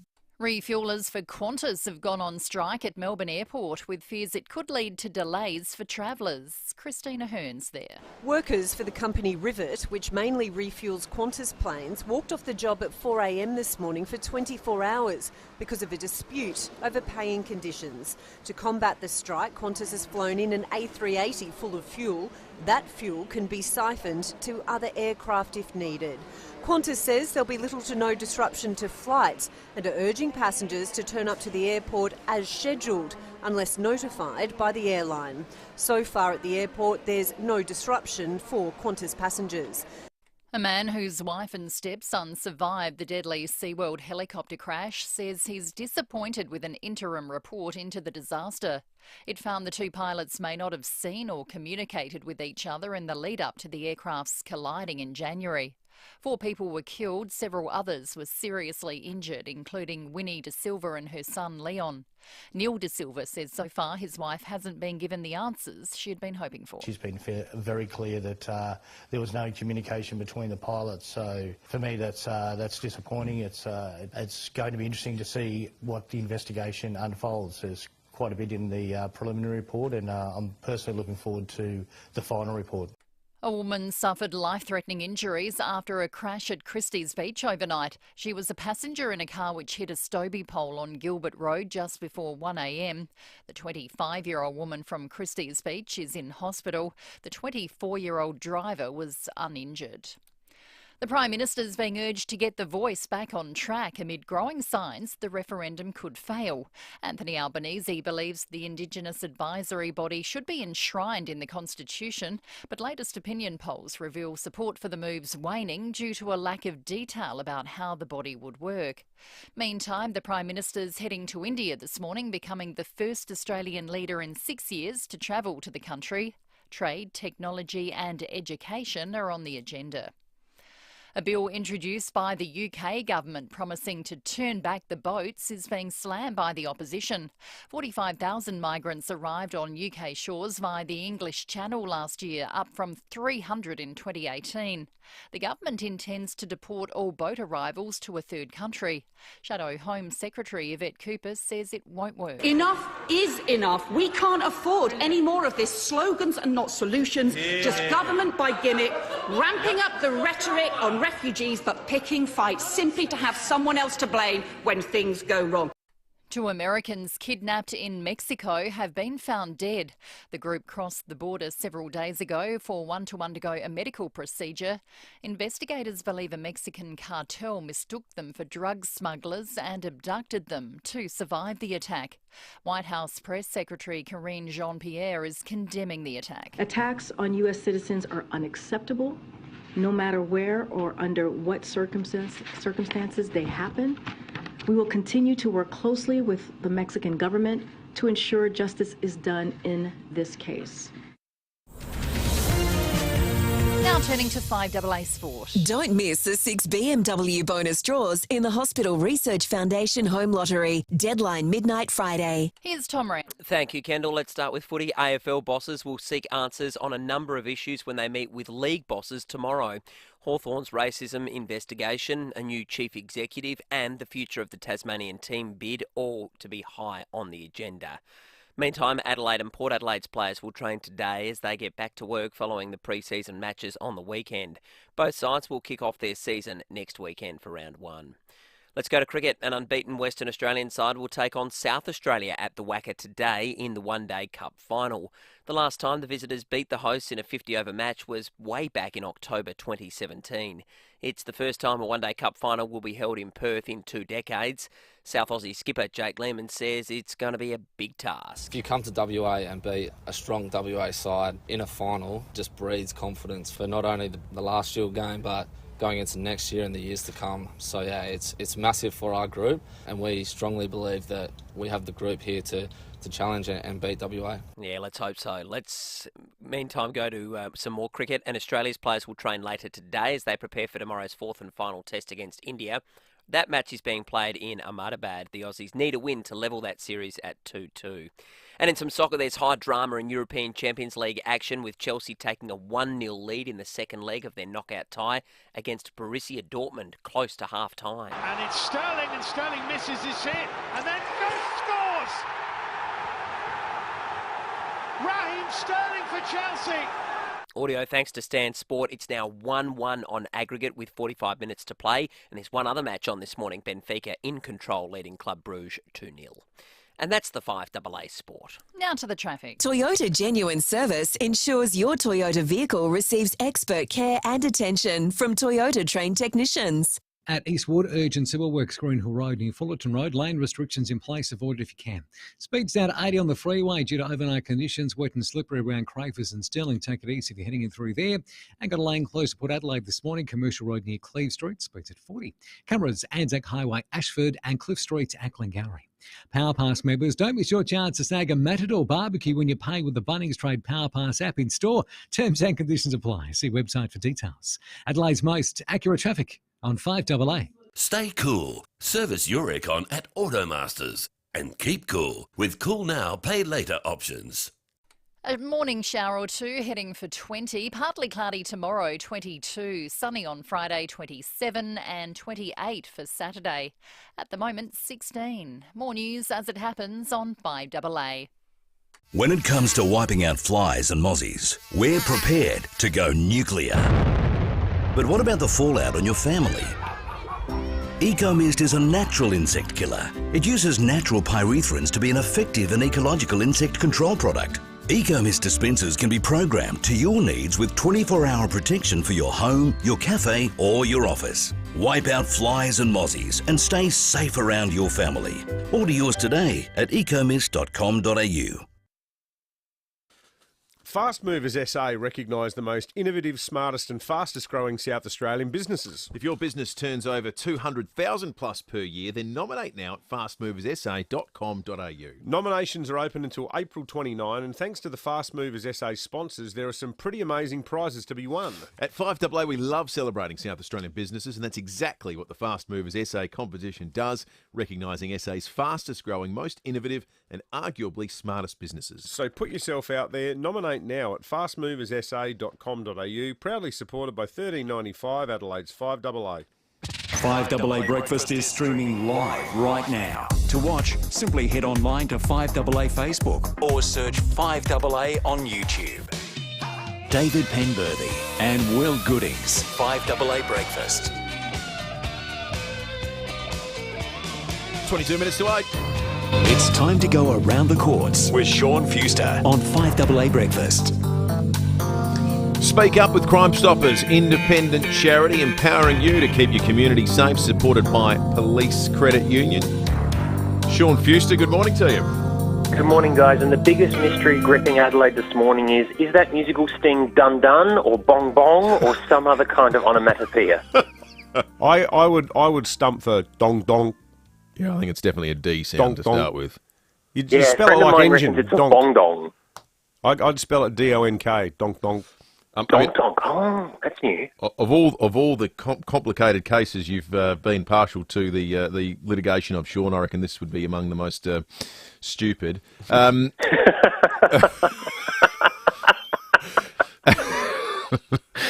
are you taking us as we go around the courts today?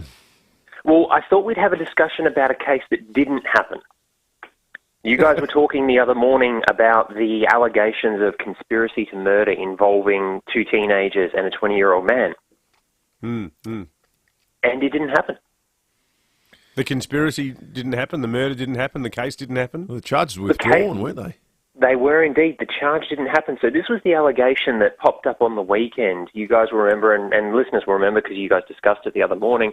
You had the 20-year-old from the western suburbs. You had 2 teenagers, all of whom were accused of conspiracy to murder. One of them had been arrested with a bladed weapon, and information had been taken from their hard drives. The others had their computers seized, their electronic devices searched. They were all remanded in custody. Now, things got a bit crazy from there. At one point, SA Police were saying that the 20-year-old would face court at Christie's Beach, while the 2 youths would face the youth court.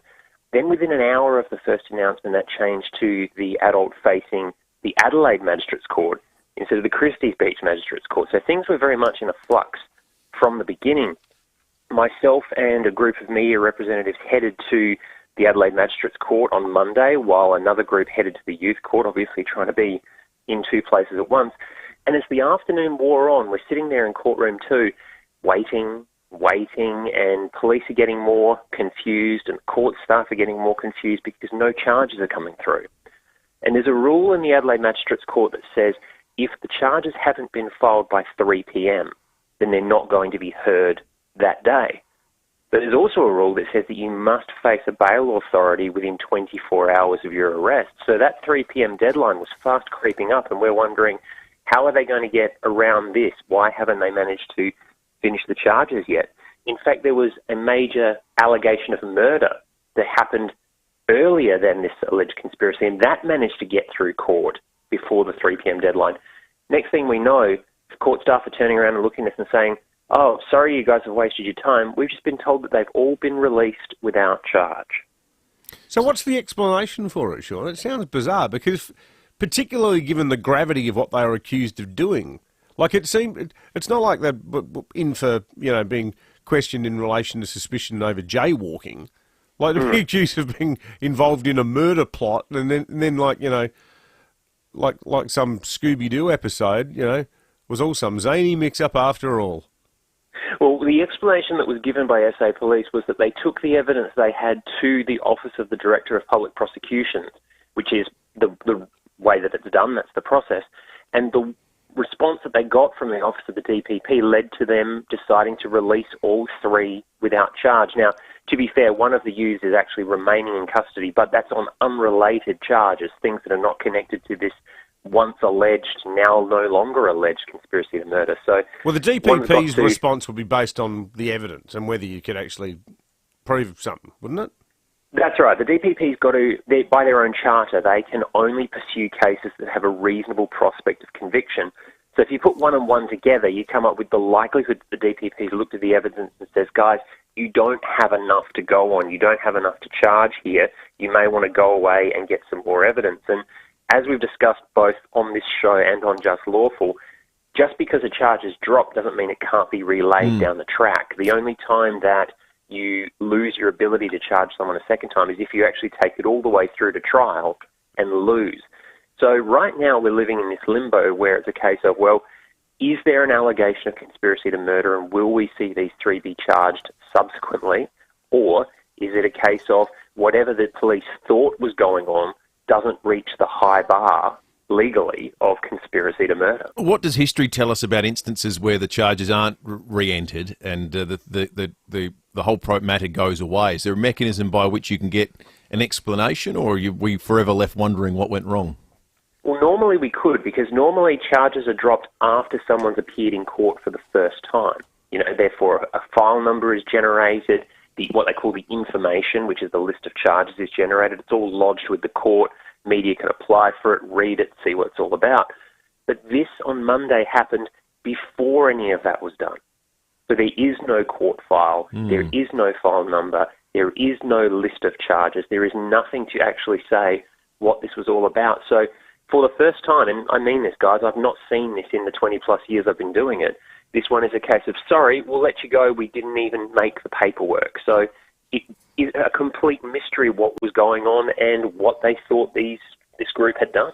Totally bizarre and great explanation, Sean. Thank you, as always. Sean Fewster, the best court reporter in the land, joins us each and every Wednesday morning as we go around the courts, and you can hear him dissect some of the biggest cases in South Australian history with Just Lawful on Sunday. You can download his podcast on you, Sean, regularly. Let's hear from Lucy, because she's just wandered in. Morning, Luce. Hello, everyone. If you are on the Southeastern Freeway, it is wet and slippery. I had a text from a regular commuter on the freeway saying there are 3 separate accidents on the down track at the moment. One of them is just before the tunnels. I believe that's Crafers West. Looks like a 5-car multi-vehicle accident. Cleanup hopefully getting underway shortly. Delays so far at a couple of minutes, but if you are on the freeway, please give us a ring. 8223 0000. Wet and slippery out there. 5-car accident down track on the freeway.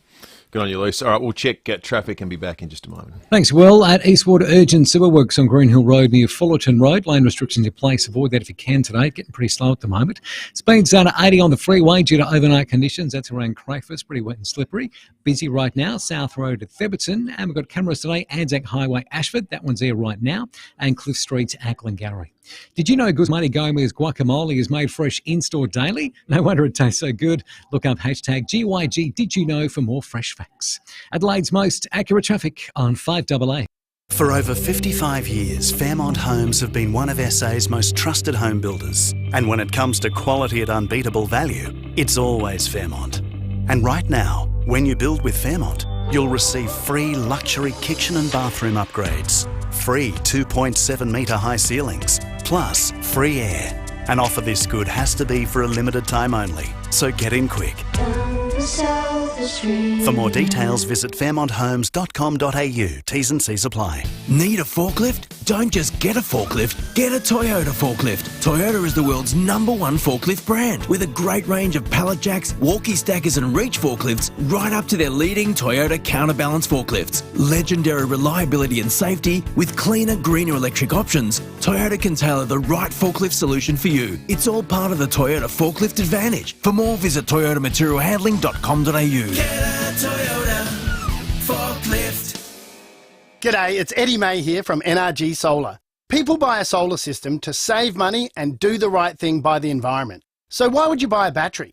Well, people buy a battery because they want independence from the grid. They don't want to be inconvenienced in the event of a blackout, and of course, protect themselves from future power rises. Now, electricity is going up, so whatever your needs are regarding solar and battery storage, you can rely on NRG Solar for the right solution.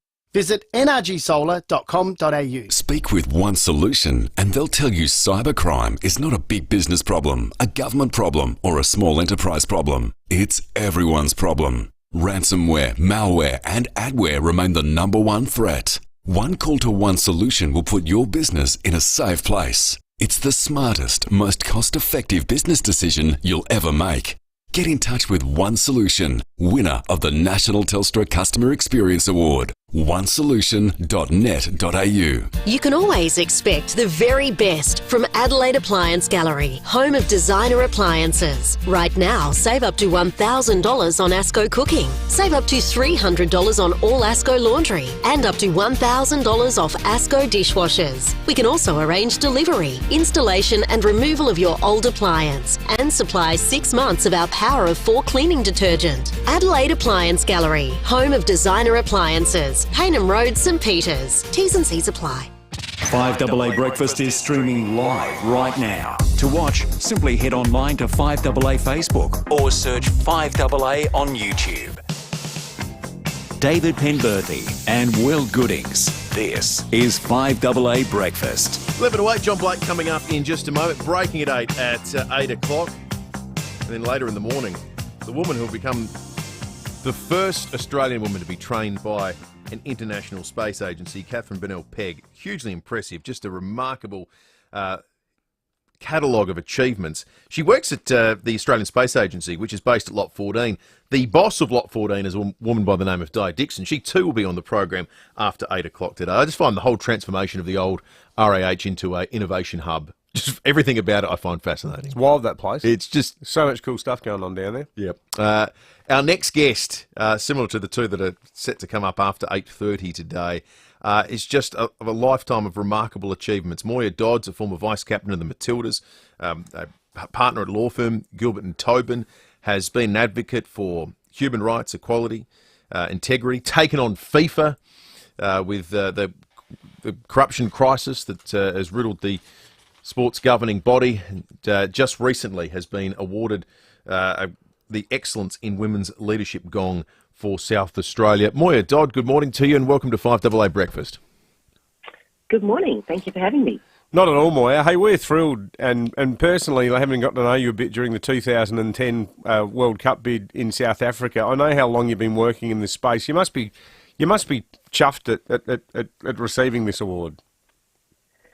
Yeah, it's a great honour. I mean, and it's great, I think, to see football recognised and to see women in sport recognised. You know, sport is something that all Australians love and we get into, and it's I think it's a great lever to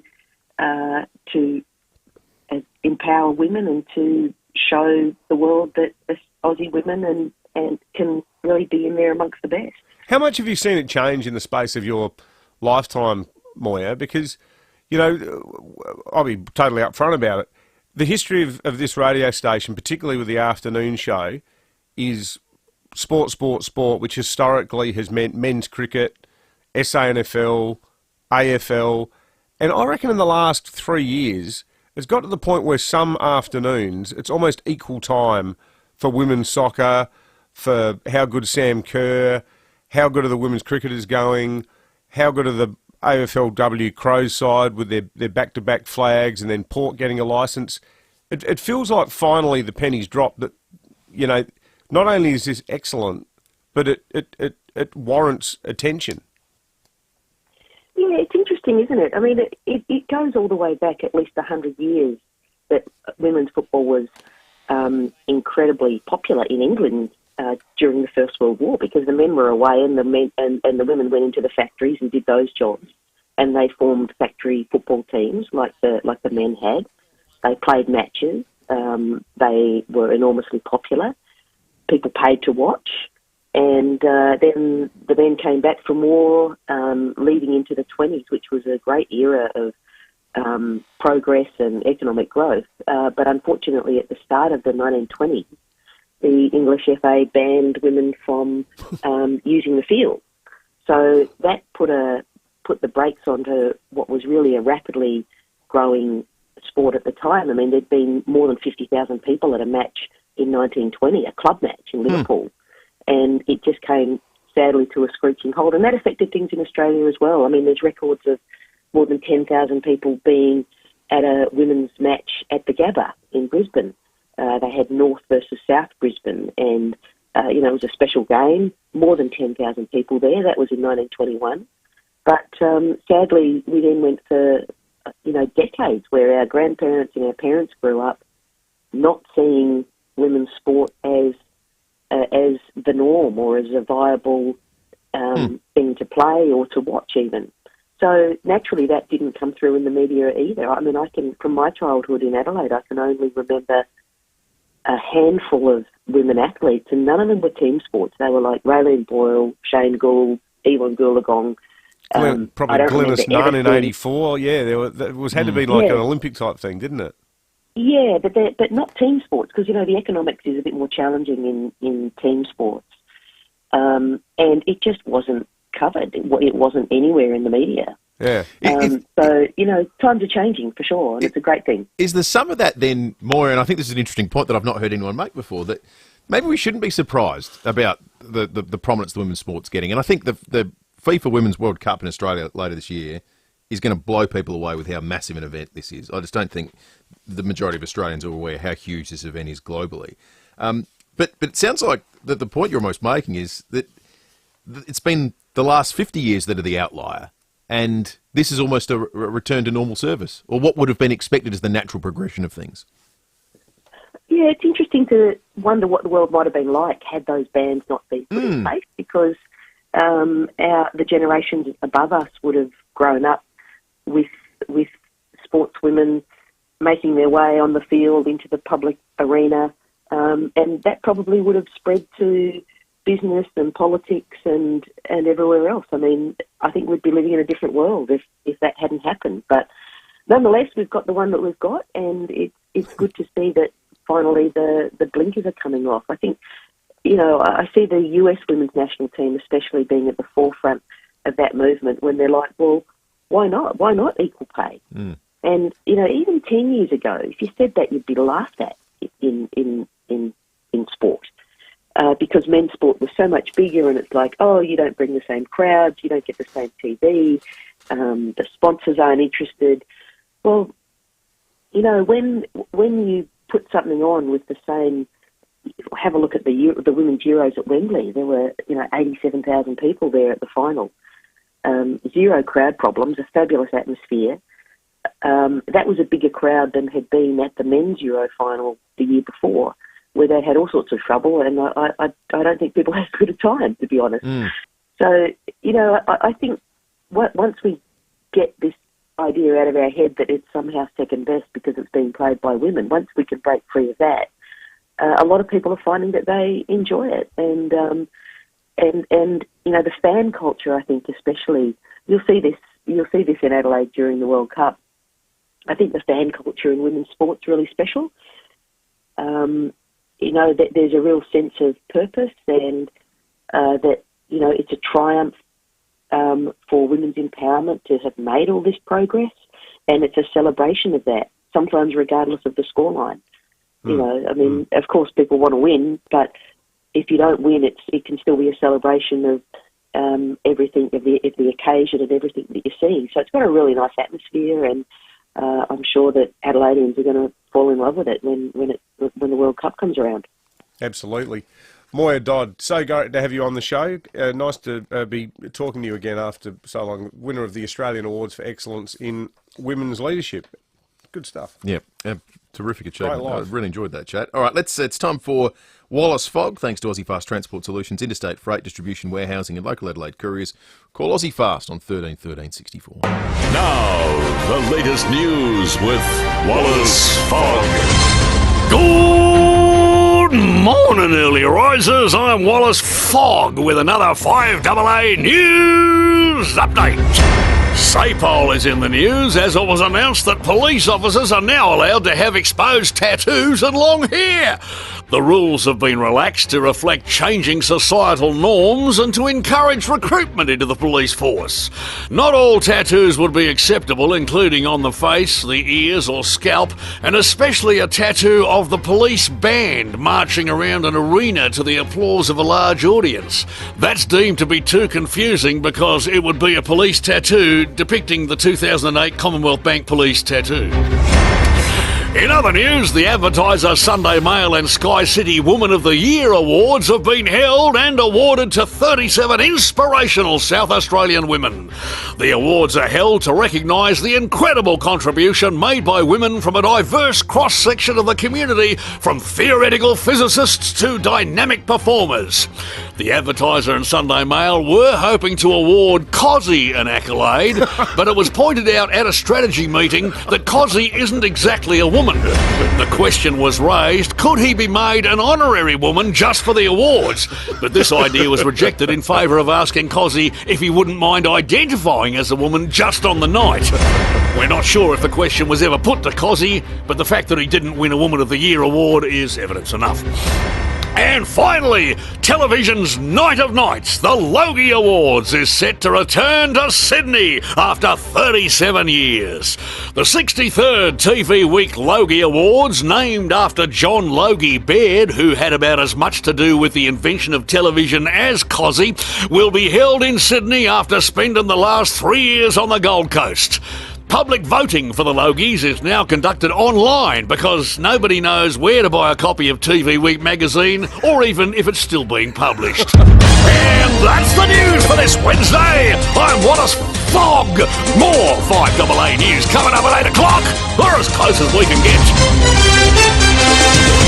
More from John Blake after 8:30 when we go behind closed doors. More from us after the news at 8 o'clock. Some builders think a sloping block has limitations. When Beechwood Homes look at a sloping block, they think, the possibilities. Beechwood Homes know how to make the most of a sloping block. In fact, they specialise in them. Beechwood will design a home that works with the land you have, taking full advantage of every square metre. So if you're looking at a sloping block, go for it. Beechwood has your back. Life's good. It's even better in a Beechwood home. Google Beechwood Adelaide. It's BMW bonus time. The Hospital Research Foundation Home Lottery is giving 6 lucky ticket holders the chance to win a brand new BMW X1 just for getting in early. You'll be the envy of all your friends. So, what are you waiting for? Join the fight and get your home lottery tickets by midnight Friday. To see full lottery details and get your tickets, visit homelottery.com.au today.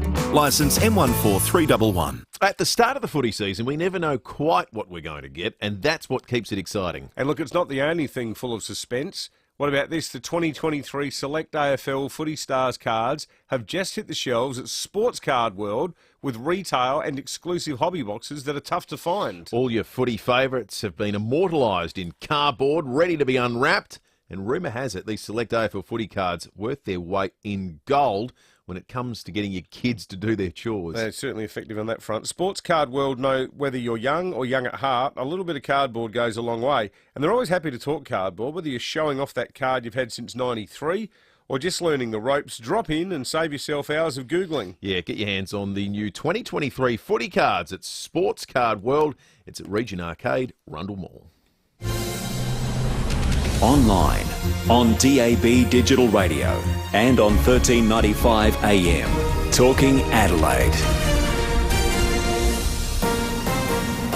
This is Adelaide's 5AA.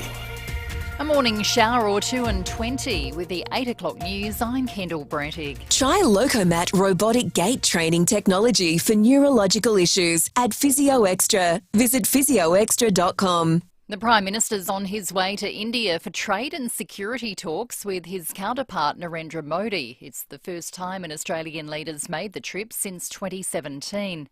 Anthony Albanese is travelling with business leaders from the mining, education and banking sectors. A major charity wants welfare payments increased as households struggle with the ongoing cost of living pressures.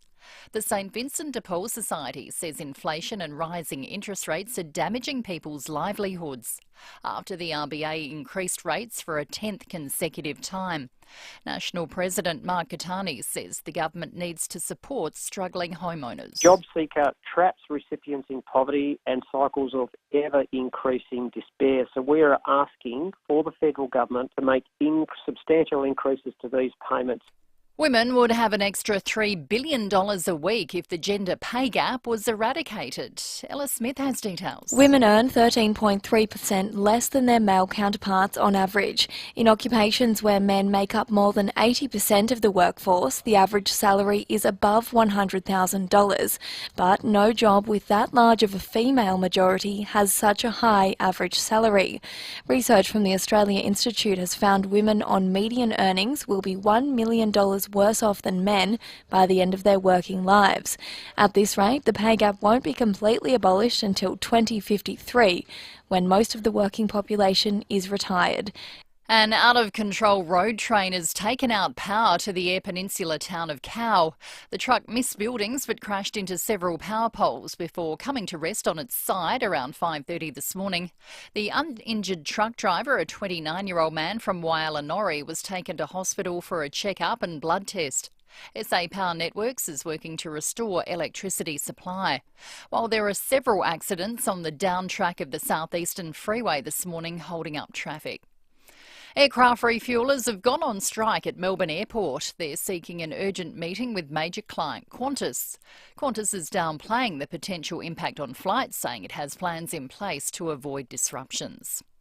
Overseas, 2 Americans have been killed in Mexico days after being abducted. The other 2 people kidnapped with them have been found alive. All 4 had crossed the border several days ago for one of them to undergo a medical procedure. Investigators believe a Mexican cartel mistook the group as drug smugglers and abducted them.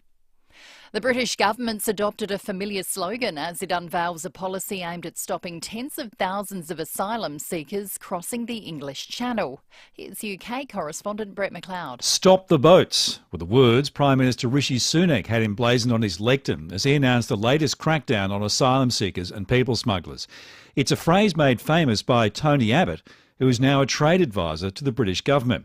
The scheme, if passed by Parliament, would see illegal migrants deported within weeks and denied any chance of ever settling in the UK. 45,000 people made crossings in small boats seeking asylum across the English Channel last year. And British singer Ed Sheeran wowed 60,000 fans at the Adelaide Oval last night.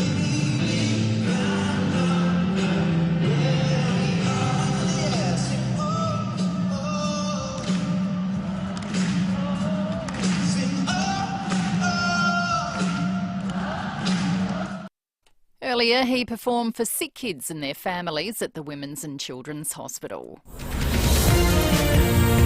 Now turning to 5AA Sport. Don't miss the 6 BMW bonus draws in the Hospital Research Foundation Home Lottery. Deadline midnight Friday. Here's Tom Wren. Thank you, Kendall. Let's start with a little bit of cricket, and Adelaide Oval looks set to host the West Indies in January of next year as the summer of cricket looks set to get locked in. Moving forward, though, it appears that the Test match will go back to a December fixture. Meantime, the MCG's long-standing record for the largest Test match crowd is sure to be beaten in the 4th Test between Australia and India. The Narendra Modi Stadium in Ahmedabad has a capacity of 132,000. Aussie spinner Todd Murphy says the ground is nothing like the G and he can't wait to get out there. Yeah, I haven't played in front of heaps of sort of big crowds back home, so I sort of come over here with just the mindset of just enjoying it and embracing sort of what comes with India and play with a smile on my face, and I didn't really know what opportunities I'd get at the start of this tour. Meantime, South Australia will take on Western Australia in the One Day Cup final a little bit later today. That match beginning at the WACA at around 2:30 our time. Let's go to football, and the Crows and Port Adelaide will be back on the training track today as they prepare for their round 1 matches next week. The season kicks off with Richmond taking on Carlton next Thursday night. Outspoken PGA Tour loyalist Rory McIlroy concedes LIV Golf has forced positive change. A solid swell is forecast for the World Surf Tour's next event in Portugal, which starts tomorrow. And in some European Champions League action, there's about half an hour to play, with Chelsea now leading 2-0 against Borussia Dortmund. And that's the 5AA Sport. Now checking 5AA traffic. Toyota Genuine Service ensures your Toyota vehicle receives expert care and attention from Toyota trained technicians. At Crafers West, got a multi-car smash on the freeway down track just before the tunnel, seeing very solid delays back to Bridgewater. Take it easy if you're heading that way. Eastwood this morning, urgent civil works, Greenhill Road near Fullerton Road, lane restrictions in place, avoid if you can. And Marlene got a crash on South Road just past Henley Beach Road as you're heading inbound, solid delays there too. Busy right now, Marion Road at Anzac Highway with the camera Cliff Street to Glengarry.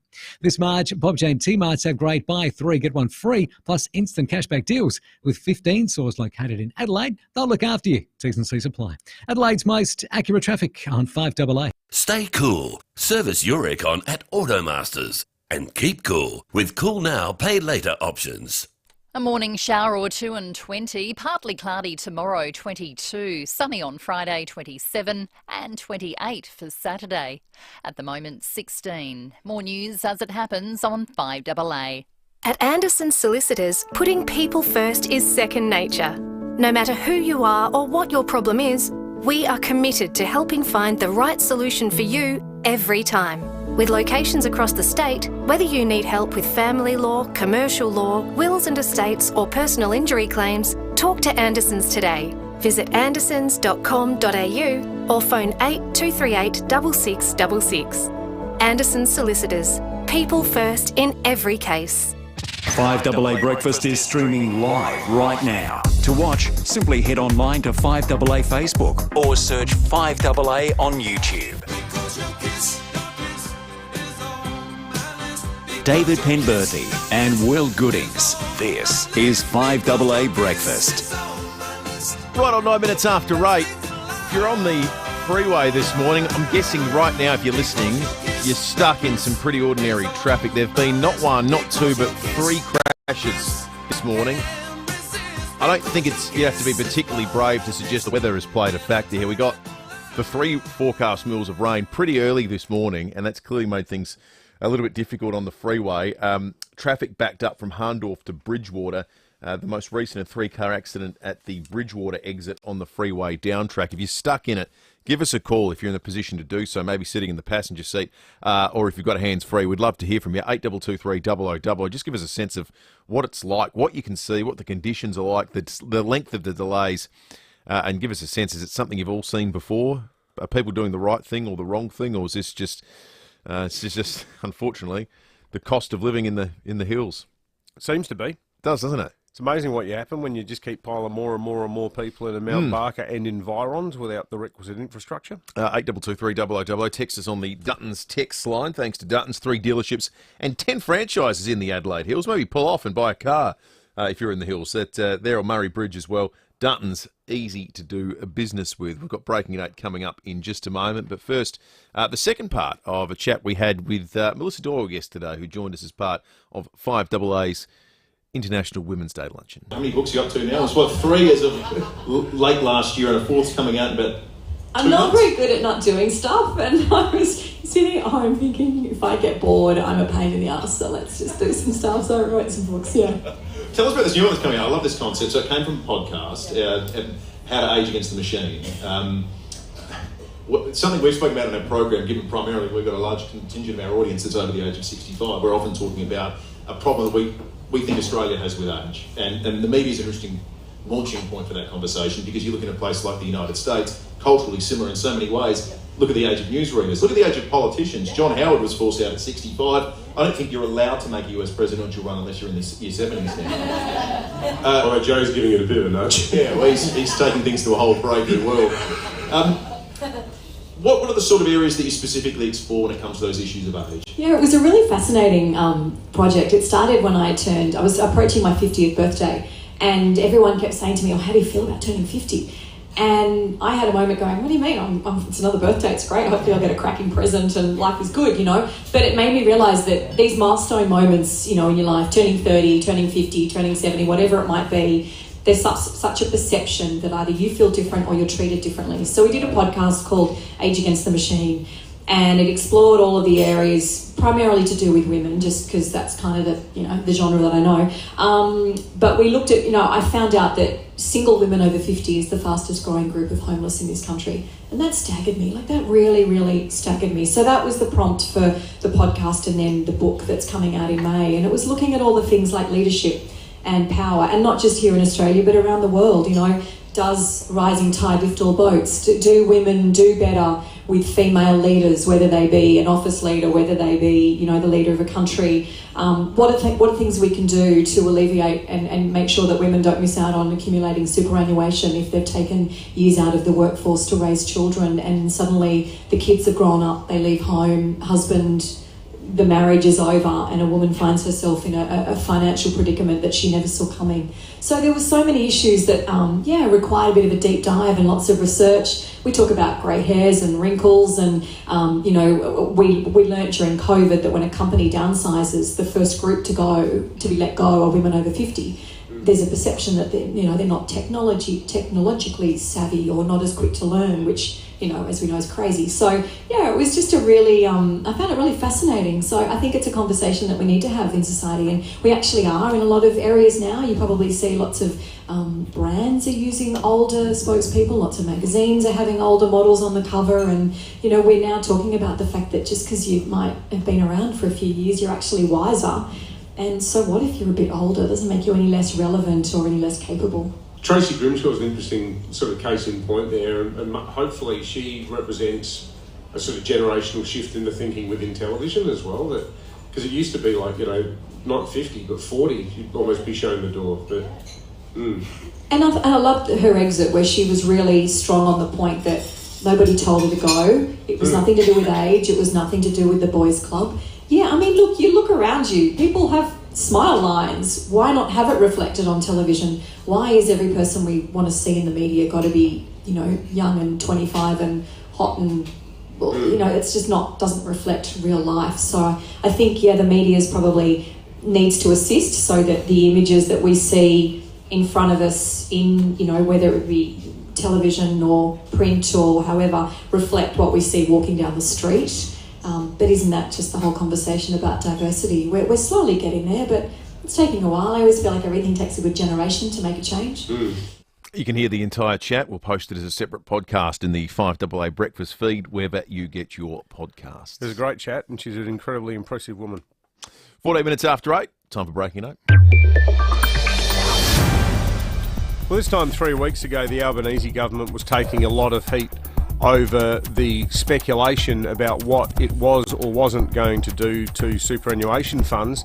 I think it's fair to say that some of the heat has gone out of that now that Jim Chalmers has provided us with clarity around what the policy position is. It felt originally like pretty much everything was on the table.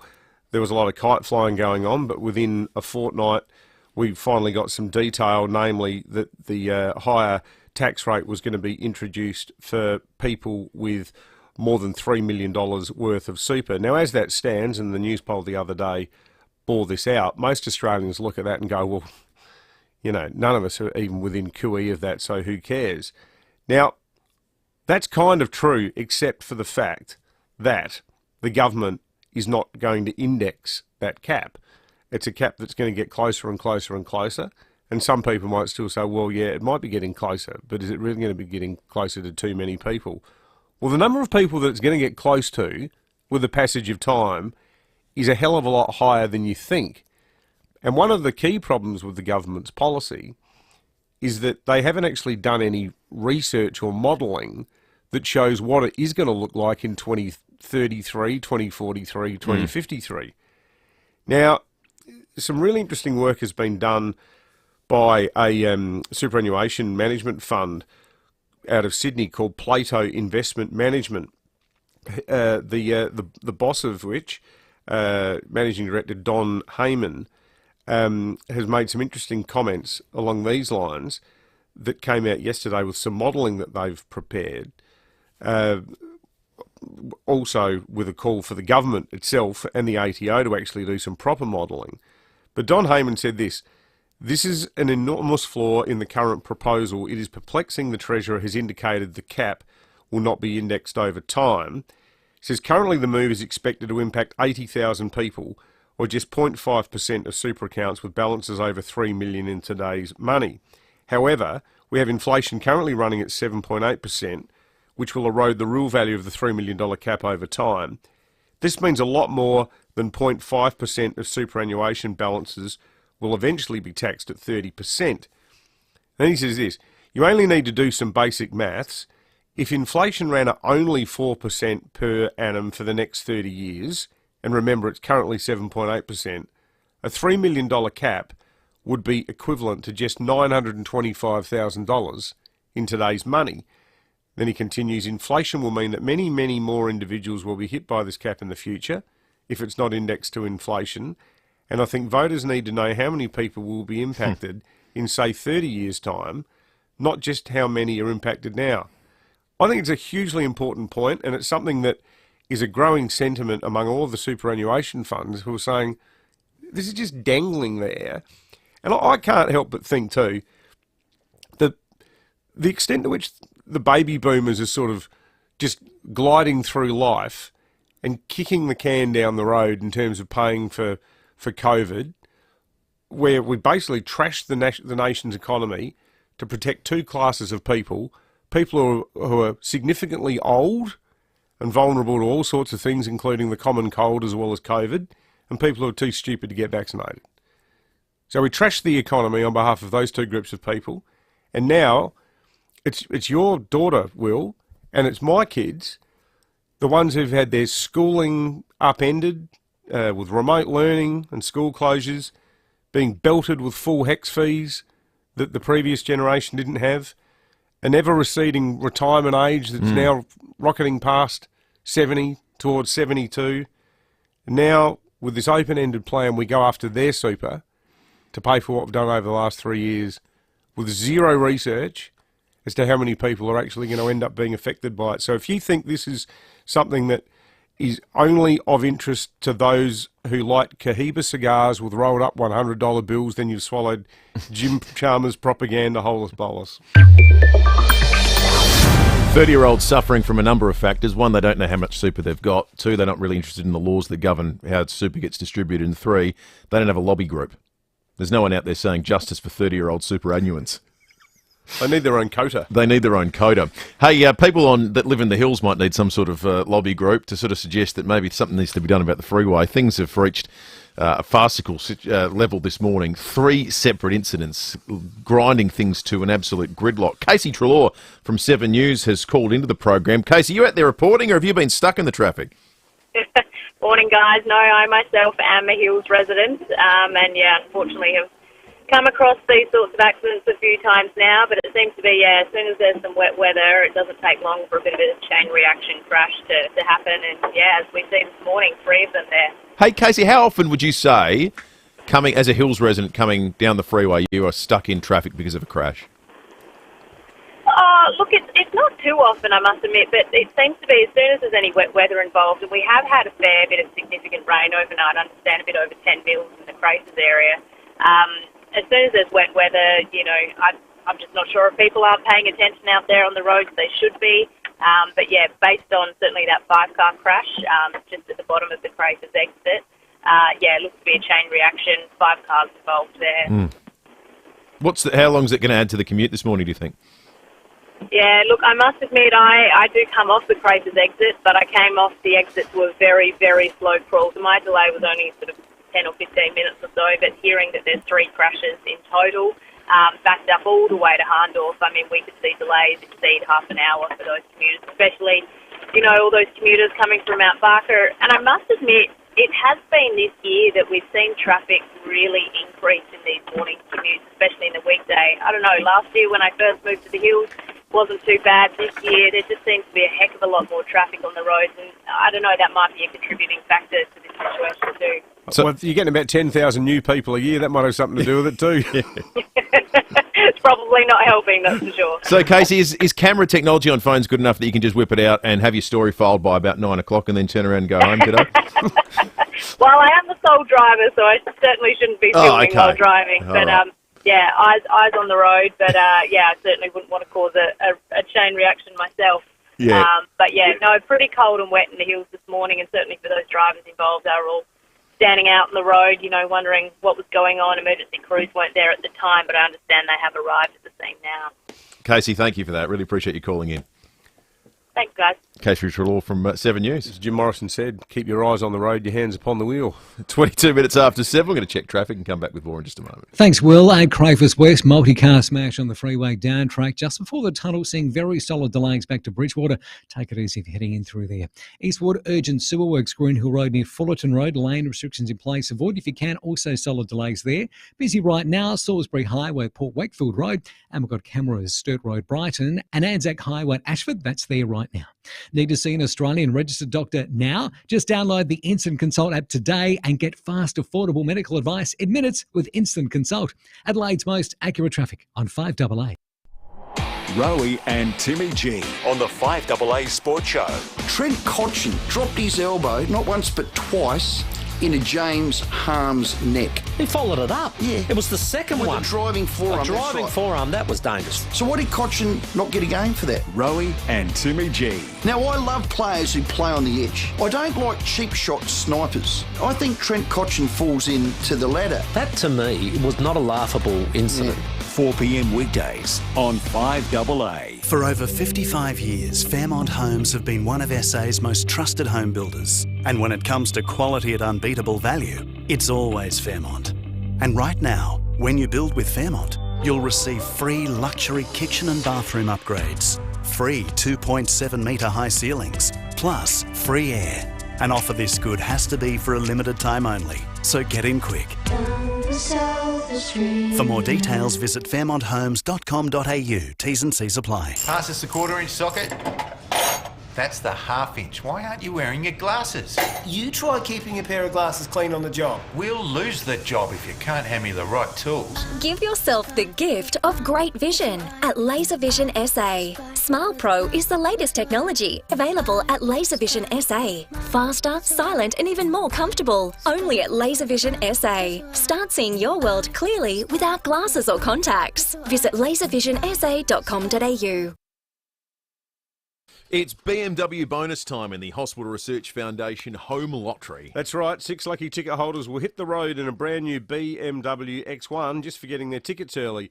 The car is adventure ready with a sporty SVU character, athletic performance and the latest tech. Not only would you make your co-workers jealous when you pull up in the car park, your tickets stay in the drawer for the $3.5 million grand prize at Henley Beach. Free real estate. The home is stunning, complete with everything you'd ever want. 4 bedrooms, a sparkling pool, 2 double garages, plus it comes with $250,000 cash. So get your home lottery tickets by midnight Friday to be in the draw for the BMWs. Join the fight and get your tickets now at homelottery.com.au. G'day, it's Eddie May from NRG Solar.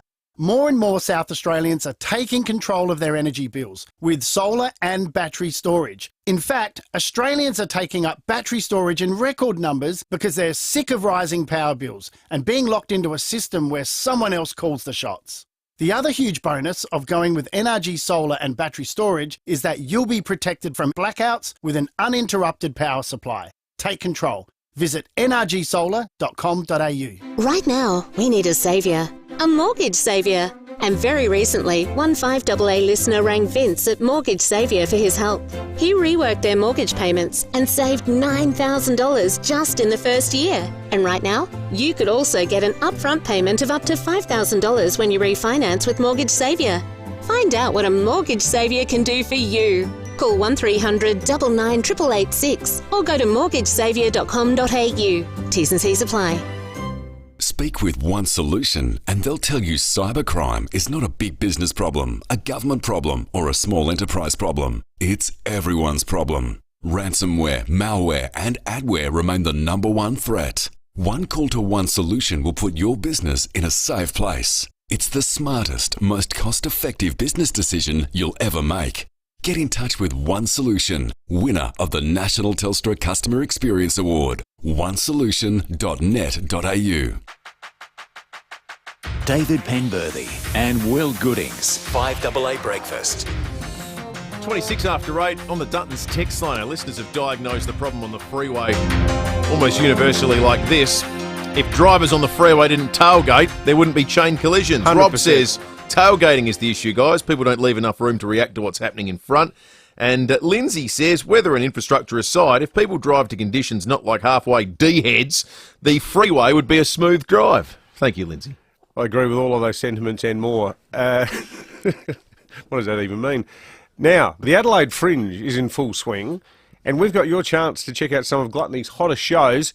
Give us a call now if you watched 9 News last night and have the daily feature show for your chance to win tickets for you and 3 friends, plus drinks vouchers for the night. It's all thanks to FIVEAA, 9 News and Gluttony in Rymel Park, home of the biggest shows this Fringe. Tickets from gluttony.net.au. Hey, I just want to quickly round out. Yesterday's Breaking at 8, we talked to one of the local Jewish community spokespeople about their concerns about Writers' Week. I'm a massive fan of free speech. I thought yesterday, though, provided a depressingly hilarious account of how free speech / cancel culture works in the minds of those who claim to oppose it. Now, Louise Adler and her mates at the Adelaide Festival have all been defending Writers' Week, have said, look, it's all about free speech. We have to stand up to cancel culture. Well, what happened yesterday when Mr. Valentin Shimaniuk, who's a Ukrainian chap, turned up at a session featuring Susan Abalawa, where he told her that he regards her as a Russian propagandist for sticking up for Putin over Zelensky. He was booed by the crowd and then evicted by security. Have these people got no self-awareness? I mean, I know for a lot of people who go to Adelaide Writers' Week, it's the most exciting event since they last attended the annual general meeting of the Australian Democrats in 1999. But as they get into their second-hand Volvos and drive home to Norwood, they should just reflect on the inconsistencies of this. We have a winner. Patricia from Fulham Gardens is on the line. Well, we don't know if you're a winner yet, Patricia. You need to have the code word. What is the code word? Oh, good morning, David and Will. Mansion. It certainly is Mansion. Was the feature show on 9 News last night. Well done, Patricia. You and 3 friends are off to Gluttony to see the show. Plus, you get a few drinks vouchers. Make sure you watch 9 News tonight and get the daily feature show for your chance to win tomorrow. All thanks to FIVEAA, 9 News and Gluttony in Rymel Park, home of the biggest shows this Fringe. Tickets from gluttony.net.au. 29 after 8. When we return after FIVEAA News, we'll be chatting with the first Australian woman to be trained as an astronaut by an international space agency. Think of the deadliest animal in the world. It doesn't have razor-sharp claws. It doesn't spit venom. It doesn't swim under unsuspecting surfers accompanied by ominous theme music. The only sound it makes is this. With floodwaters still stagnant and unusual weather, South Australians are experiencing a mozzie and fly invasion. Fight back with EcoMist, a natural pest control dispenser that is also safe around your family. Wipe out flies and mozzies naturally with EcoMist. Order today at ecomist.com.au. Right now, we need a saviour. A mortgage saviour. And very recently, one FIVEAA listener rang Vince at Mortgage Saviour for his help. He reworked their mortgage payments and saved $9,000 just in the first year. And right now, you could also get an upfront payment of up to $5,000 when you refinance with Mortgage Saviour. Find out what a Mortgage Saviour can do for you. Call 1300 99 886 or go to mortgagesaviour.com.au. T's and C's apply. You've decided to build? It's exciting stuff. When you've found land, it's a good idea to get advice on what you can build on your new parcel of paradise. Get Steve from Beechwood Homes to take a look. There's no obligation, and you'll get a great understanding of what's possible. Sloping block, flat block, weird-shaped block, or block on a cliff. Speak with Steve from Beechwood Homes for all the possibilities. Life's good. It's even better in a Beechwood home. Google Beechwood Adelaide. This is Adelaide's FIVEAA. A morning shower or 2 and 20 with the 8:30 news. I'm Kendall Brettig. Physio Extra for Locomat robotic technology treating stroke, cerebral palsy, brain and spinal cord injuries. Visit physioextra.com. The Prime Minister's headed to India where he'll discuss trade, technology and defence. Zach De Silva has details. When the fourth cricket test against India gets underway tomorrow, Anthony Albanese won't just be hoping for a win on the field. Improving the trade relationship will be high on the agenda when he sits down with his counterpart Narendra Modi. Also on the trip are business leaders from mining companies, banks and universities. Defence will also be discussed, with Australia hosting landmark training exercises with India, the US and Japan. Mr Albanese is the first Australian Prime Minister to make the visit since 2017. Some businesses are urging the Reserve Bank to halt interest rate rises at next month's meeting. The cash rate has been hiked for the 10th consecutive time, bringing it to a 10-year high of 3.6%. The Australian Chamber of Commerce and Industry warns the RBA could be taking things too far. Chief Executive Andrew McKellar says small businesses are struggling. No doubt they are facing higher cost pressures. Energy prices have been rising. We're seeing wages pressures starting to come through. The fact that interest rates have also been pushing up is adding in to that pressure. The financial differences between the sexes is in the spotlight this International Women's Day. The Workplace Gender Equality Agency shows the national gender pay gap is sitting at 14.1%. And a new survey by Finder says the average Australian woman has $21,500 in the bank, compared to $43,500 for men. Police are at the scene of a truck crash at Cow, which has blacked out the Eyre Peninsula town. A road train lost control and crashed into several power poles before coming to rest on its side. The truckie was unharmed. SA Power Networks is attending. While a crash at Christie's Beach has left a woman in hospital with critical injuries, a car mounted the curb and crashed into a Stobie pole on Gilbert Road just before 1 a.m. The 25-year-old passenger was rushed to the RAH. The driver, a 24-year-old Seaford Heights man, was uninjured. And it's slow going on the down track of the Southeastern Freeway this morning after several accidents. 2 Americans kidnapped in a violent cartel shooting have been confirmed dead by Mexican authorities. More from US correspondent Jonathan Kersley. The governor of the local region in Mexico revealed this morning 2 Americans are dead and 2 alive after the violent kidnapping in the border city of Matamoros on Friday. One of the survivors is understood to be injured. The 4 Americans were in the area because one of them was to undergo plastic surgery. American authorities have stressed the area is a no-go zone because of violence between warring factions of the Gulf Cartel. There is a manhunt underway for a man known as La Quena, the head of the cartel, to see if he is linked to the kidnapping and shooting. There is concern that deaths could escalate tensions between the United States and Mexico. 60,000 fans packed Adelaide Oval last night to see Ed Sheeran. The British singer heard about power star Jeremy Finlayson and wife Kelly's cancer fight and organised a meet and greet. He also did a surprise performance at the Women's and Children's Hospital for young patients and their families. While around half the turf at the MCG is being replaced ahead of next Thursday night's AFL season opener, it follows the 2 record-breaking Sheeran concerts last weekend, which damaged the grass in some areas. The work's being covered by concert promoters. Now turning to 5AA Sport. Don't miss the 6 BMW bonus draws in the Hospital Research Foundation Home Lottery. Deadline midnight Friday. Here's Tom Rand. Thank you, Kendall. Brisbane coach Chris Fagan believes the AFL's in a terribly difficult position regarding concussion. Lions defender Marcus Adams has already been ruled out this season after suffering a head knock last year, and Adelaide midfielder Paul Seedsman might not play again with lingering concussion issues from a head knock nearly 18 months ago. To cricket, and Australia is facing a pitch lottery for the 4th test against India in Ahmedabad, with curators preparing 3 different pitches. Meantime, South Australia will take on WA in the Marsh Cup final today at the Wacker in Perth. The Redbacks looking to win their first one-day trophy in more than a decade. Well, a great result for South Aussie Thanasi Kokonakis, who's qualified for the main draw of the Indian Wells tournament after winning his final match in qualifying against Italian Matteo Arnaldi. Fellow Aussie Alexi Popram will now be hoping to do the same. He's up against Japan's Taro Daniel, and it's currently on serve at 4-all in the first set. To soccer now, huge drama in the second leg of the knockout tie between Chelsea and Borussia Dortmund this morning. With the tie all square at 1-1 on aggregate, Chelsea was awarded a penalty and Kai Havertz missed but was controversially given another chance when one of the Dortmund players was ruled to have encroached the area before his spot kick was taken. It gave the 23-year-old another chance to put Chelsea ahead. Kai Havertz faces Alexander Meyer. And he scores! Same technique, same side, different result. And Chelsea lead in the tie. Amazing stuff. Audio thanks to Stan Sport. There's now only literally seconds to play with Chelsea still 2-1 up in that tie. And it's full time in the other game this morning with Benfica smashing Club Brugge 5-1 to move into the quarterfinals.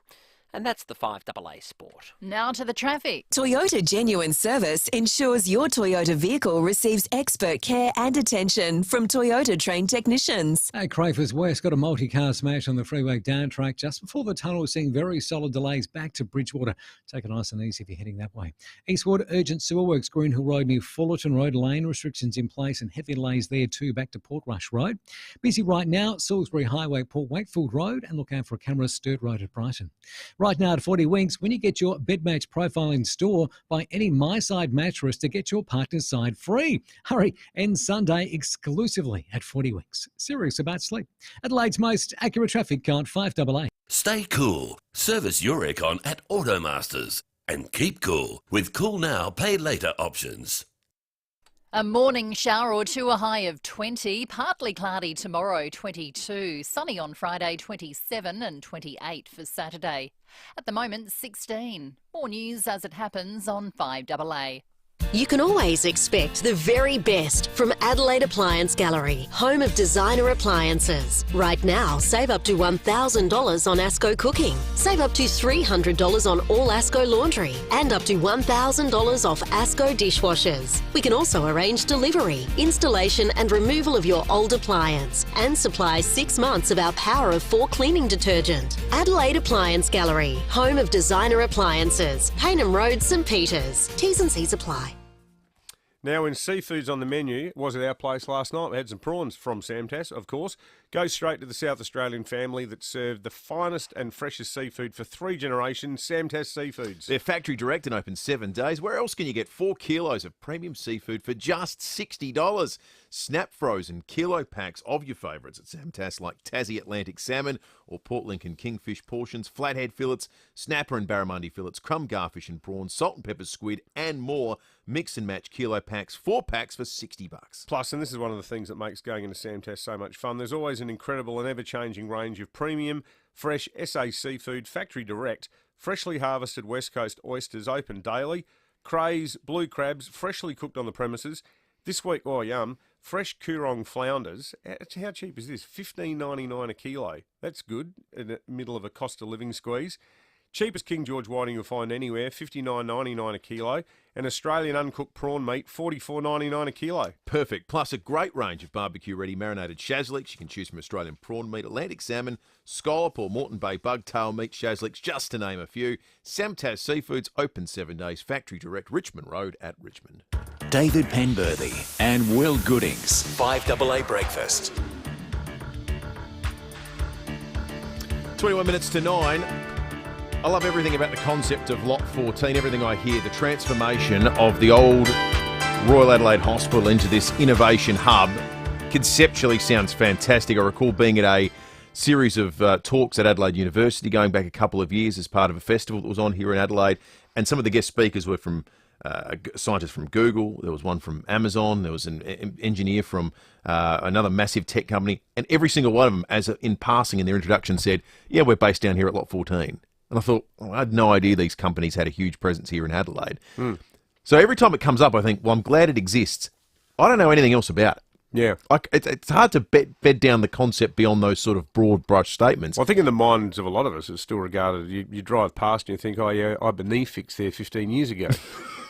Absolutely. So how do you transition it from a hospital to... Now you go and get a robotic knee. Well, that's right. You just have a robot. You don't need to stand up at some point in time. Blast your knee into space. Yeah, well, they can probably do that as well. The Space Agency, of course, is based down there. Well, Di Dixon is the state project lead at Lot 14 and has been for the last 4 years. So transform the hospital into this next generation innovation hub is Di's wheelhouse. Good morning to you, and thanks for joining us on 5AA Breakfast. No, good morning. Thanks for having me. Always love to talk about all things Lot 14. Now, to Will's point, Di, Does it need to be demystified? Do we need to get a clearer sense as South Aussies across the entire metropolitan area as to what's going on there and what it actually means for the economic and job-related future of the state? Most definitely, and having come from overseas and interstate, it's always the hardest thing to communicate really well to the general population and what it means to them. And it's not just in the metro, it's also out into the regions, and something we can now start looking towards. It's all about drawing on the strengths that South Australia has, and then building on those to create jobs, retain skills, be able to skill the right workforce, and actually the multiplier effects you then get for other jobs that are created by those companies being able to grow and stay here. And that's the really important part about retention. Because if you think about the history of SA, like the period 1953 to 2023 is like a little teeny blip in the passage of time. But what has happened to our state in that time is we've gone from an era where, when globalisation wasn't even a word, we thought that we could prosper forever making cars and washing machines and dryers and men's shirts and women's shoes and all of the things that suddenly Thailand and Bangladesh and Mexico woke up one morning and went, hey, we can do that, only it'll cost about a quarter or a tenth of what they're doing it for in Adelaide.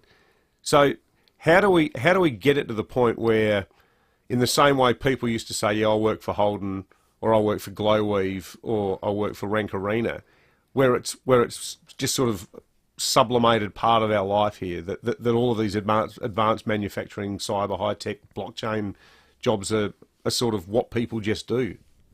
I think it goes back to your original word, mystification, and it's actually people understanding when we talk space, defence, cyber, a lot of people will just glaze over, but it's what those applications are. And I think things like having the Australian Space Discovery Centre and the national headquarters of the Space Agency here at Lot 14 in Adelaide enables people to actually see what space means. It's so applicable to so many different areas. People can get into jobs that they don't even realise exist at this stage. So I think it's that aspirational aspect, but it all goes back to the fundamentals of what's happening in our universities and in our growing businesses and entrepreneurial startups that we're good at here in SA, and you have to stay true to that and just keep supporting, explaining that, bringing children in. It starts at a very young age, particularly now, and their understanding of things like the space sector and what study pathways will take them into those. So SA, I mean, having, as I say, come from interstate, the pace at which things move here, the ability to get into networks really quick and bring people together to drive this, and people are so passionate. And I think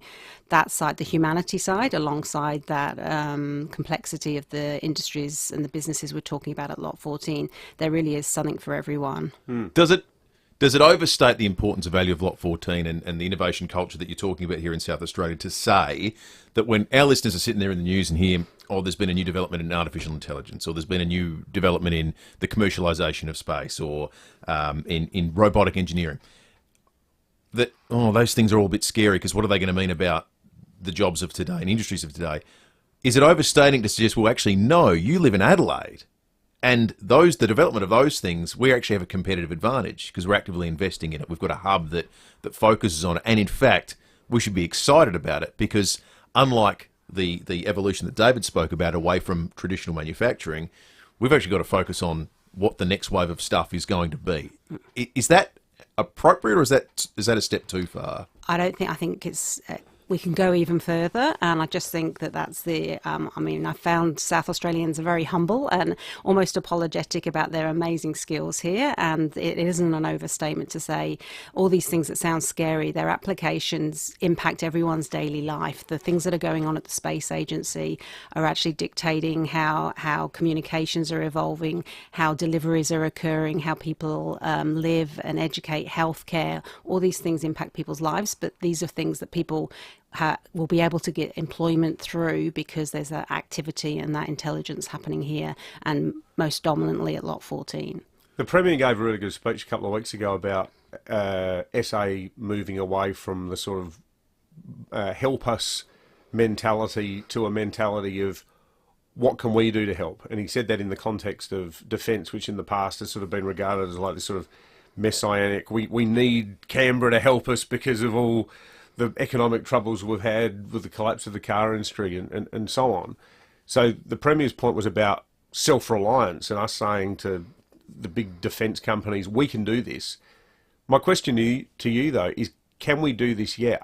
Is our education system currently geared towards producing all of the entry-level post-high school students and then the uni students who can work in these new industries that are emerging?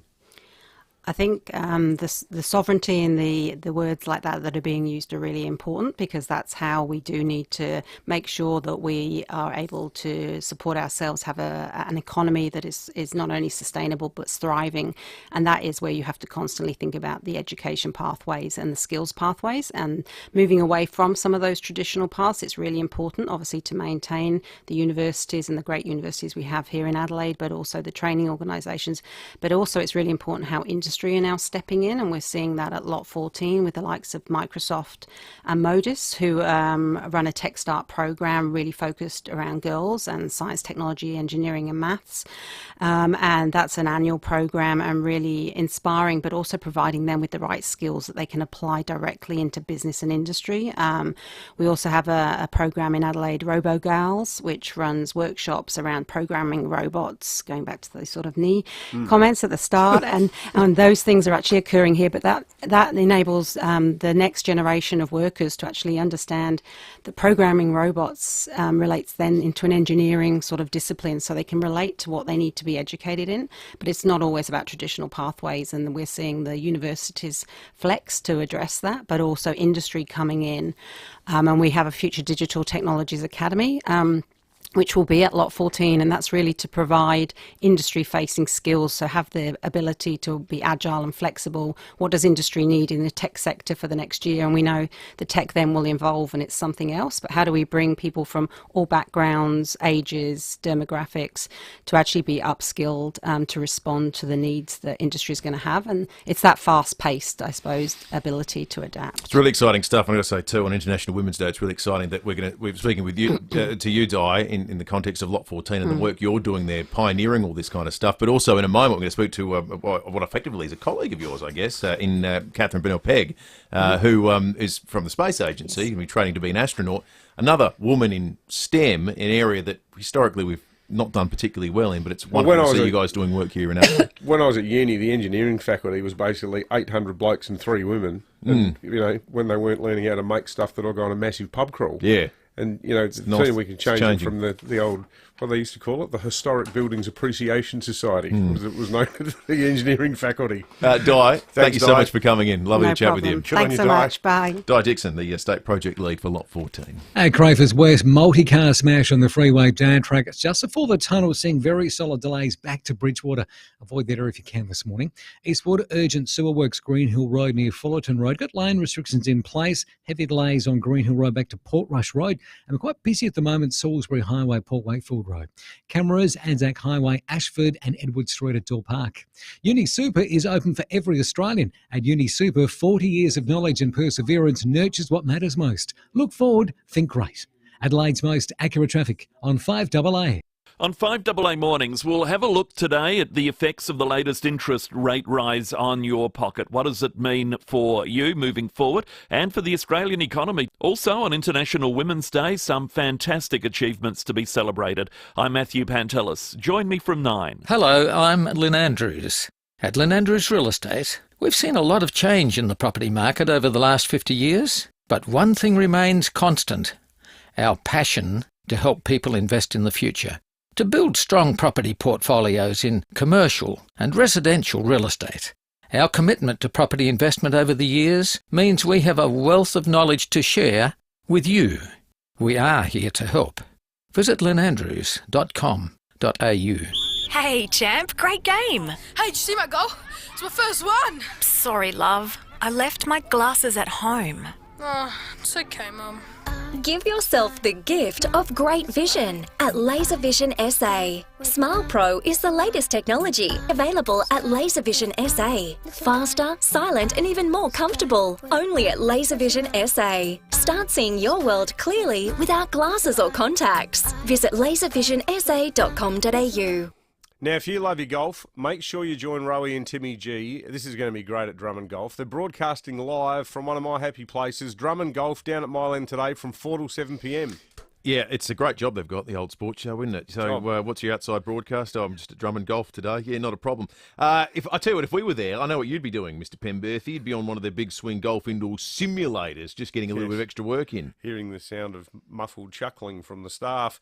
Now, this new setup, the Big Swing Golf Indoor Simulator, it's brilliant, great for a quick round with your mates and also to improve your game. There's 84 amazing courses to play and 12 other sports to choose from, like cricket, basketball and soccer. You could do that. Well, the soccer, the basketball, I mean, pretend you're one of the Indiana Pacers. Make sure you get along and see Rowie and Timmy G broadcasting live from Drummond Golf today, 4 till 7 p.m. But in the meantime, jump online and check out these awesome new Drummond Golf simulators at bigswinggolf.com.au. Bob Burns Blinds is feeling moreish. For a limited time only, the more curtains and blinds you buy, the more discount you receive at Bob Burns Blinds. The more, the merrier. With quick installation, high quality materials, an extensive product range, and first-rate service, now's the time to create those stunning indoor and outdoor living spaces that you've always wanted. Buy more, save more. Book your free measure and quote today at bobburnsblinds.com.au. Conditions apply. David Penberthy and Will Goodings. This is 5AA Breakfast. 8 to 9. Enjoyed that chat with Di Dixon from Lot 14 and been looking forward to this next one all morning as well on International Women's Day. We talk about some of the truly impressive women that contribute in cutting-edge industries here in South Australia. Our next guest, Catherine Pegg, is set to be the first Australian woman to be trained as an astronaut by the International Space Agency. That her list of achievements, the things that have happened and to come, it's a shopping list long. But I just think that one just deserves to stand alone, frankly. It is remarkable. Catherine, good morning to you. Good morning. Thank you so much. So why is being an astronaut always been such a guy thing, Catherine? I have absolutely no idea. I think it's just a reflection of society and that astronauts take so long to be trained and fly that there can often be a lag in being represented. But for me, when I was a kid, I always dreamed about being an astronaut, and I was stubborn enough that it didn't matter to me if it was men or women doing it. I just wanted to be one. I was really in love with space and wanted to be the one to be out there and explore it. And this is just an absolute dream come true for me. How long does the training take? So I'm going to go and do basic training, which is between a year and a half. And at the end of basic training, you can then be tapped on the shoulder for a space mission to the International Space Station. And then if you pick for a mission, it can be 2 or 3 years training or more before you actually fly. And you don't always get picked right away. So it's quite a lead time there. I watched this program fairly recently that went sort of through it simulated. It was a reality TV program where they put some people through some of the basic astronaut training involved, like things like spinning whilst having to count backwards in Russian and solve mathematical equations and whatnot. Is there a part of the training that if not dreading, you think, oh, that's going to be really tough? Oh, I'm looking forward to all of it. I think the toughest part for me will be learning other languages. That's definitely not my forte, but I'll be definitely motivated to do what I can to do well there. Is Russian still the language of space? Do you have to learn Russian? Well, English is the language of space, to be honest, but Okay. part of the International Space Station is Russian. So for safety, It's important that you can operate the systems up there. You got to remember the difference between "yet" and "da." Like if someone says, "Did you leave the back door of the space station open?" Make sure you don't get the wrong the wrong reply. So if you go to the you have the chance to answer, you're doing well. Yeah, that's right. If you do go to the space station, how long would you stay there for? Well, missions to the space station can be anywhere from about 2 weeks all the way up to a year. They're kind of in 3-month groupings, roughly. So you up there, basically what you're doing is operating hundreds of different experiments that your own country, scientists and engineers, spend years working on to put up. And here in Australia, especially in South Australia, we've got some great research going on that would really benefit from access to the in-space lab. We've got plants in space looking at sustainable food. We've got medical research. We've got different devices that can help astronauts do their job better. And a lot of this research can be spun back to Australia. So what I really hope to do through this opportunity is open doors for all these researchers and hopefully one day help to operate their experiments on the space station too. What's the significance of being trained under the Australian flag? Because I understand that we haven't had Australian astronauts do that previously. No, it's really amazing to have this opportunity. I mean, when I grew up, we didn't even have a space agency, and now there's this opportunity to be trained as an Australian astronaut. So until today, every astronaut that is Australian-born or an Australian citizen has to have a citizenship of another nation and have another nation's flag on their shoulder. Today, I'm just the first. I hope I can open up more opportunities for Australians that come through by demonstrating the value that human spaceflight can bring and bringing those lessons home to inform a decision for the future. For the benefit of any young woman listening, Catherine, or man for that matter, what do you have to study? What are your Year 12 subjects? What do you do at uni? If you want to, in all seriousness, if you want to be an astronaut, I imagine you're one of those people who did. I'm going to show my age here, but probably whatever the modern equivalent of maths 1 and 2, physics and chemistry is in Year 12. Well, yes, but the nice thing about the astronaut kind of career path is there is no career path that's typical. You can be qualified in any STEM field and meet certain criteria around that and become an astronaut. So the people that become astronauts are doctors, they're pilots, they're scientists, they're engineers. My background's engineering, for example. And if you do well in that field and also have, a lot of operational capabilities in your job or your hobby, like flying or scuba diving or emergency services and things like that, you're in the game. So they'd have to have a good look at your melon too, though, wouldn't they? Like you could be a total brainiac on paper, but your personality and your resilience would be a huge part of it too, wouldn't it?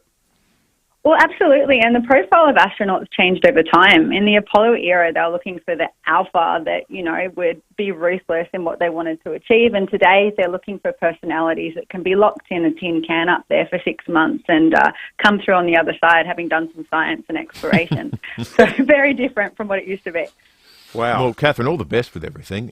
We look forward to the opportunity to following your endeavours, be they on Earth or indeed in space. Thank you so much for joining us here on 5AA Breakfast. Thank you for having me. Catherine Pegg, what an incredibly impressive I had one more question, but I decided it was too stupid that I wouldn't ask Catherine. But in all seriousness, if you're on a space station for 12 months, what do you do on your day off? Well, it's a great question. What do you do? Well, we'll ask her when she comes back down. You can't go for a walk at Belair National Park. You can't go out for a counter meal. You just sit around. What do they call it? An EVA, an extravehicular activity or something like that. Behind closed doors, we're going to play it tomorrow, all thanks to Aussie Fast Transport Solutions in the Interstate Freight Distribution Warehouse and local Adelaide couriers. Call Aussie Fast on 13 13 64. We're out of time. Matthew Pantelis is coming up. We'll catch you tomorrow morning from 6. This is Sophie. Hi there. She's a local Steadfast insurance broker, so knows lots of business owners in the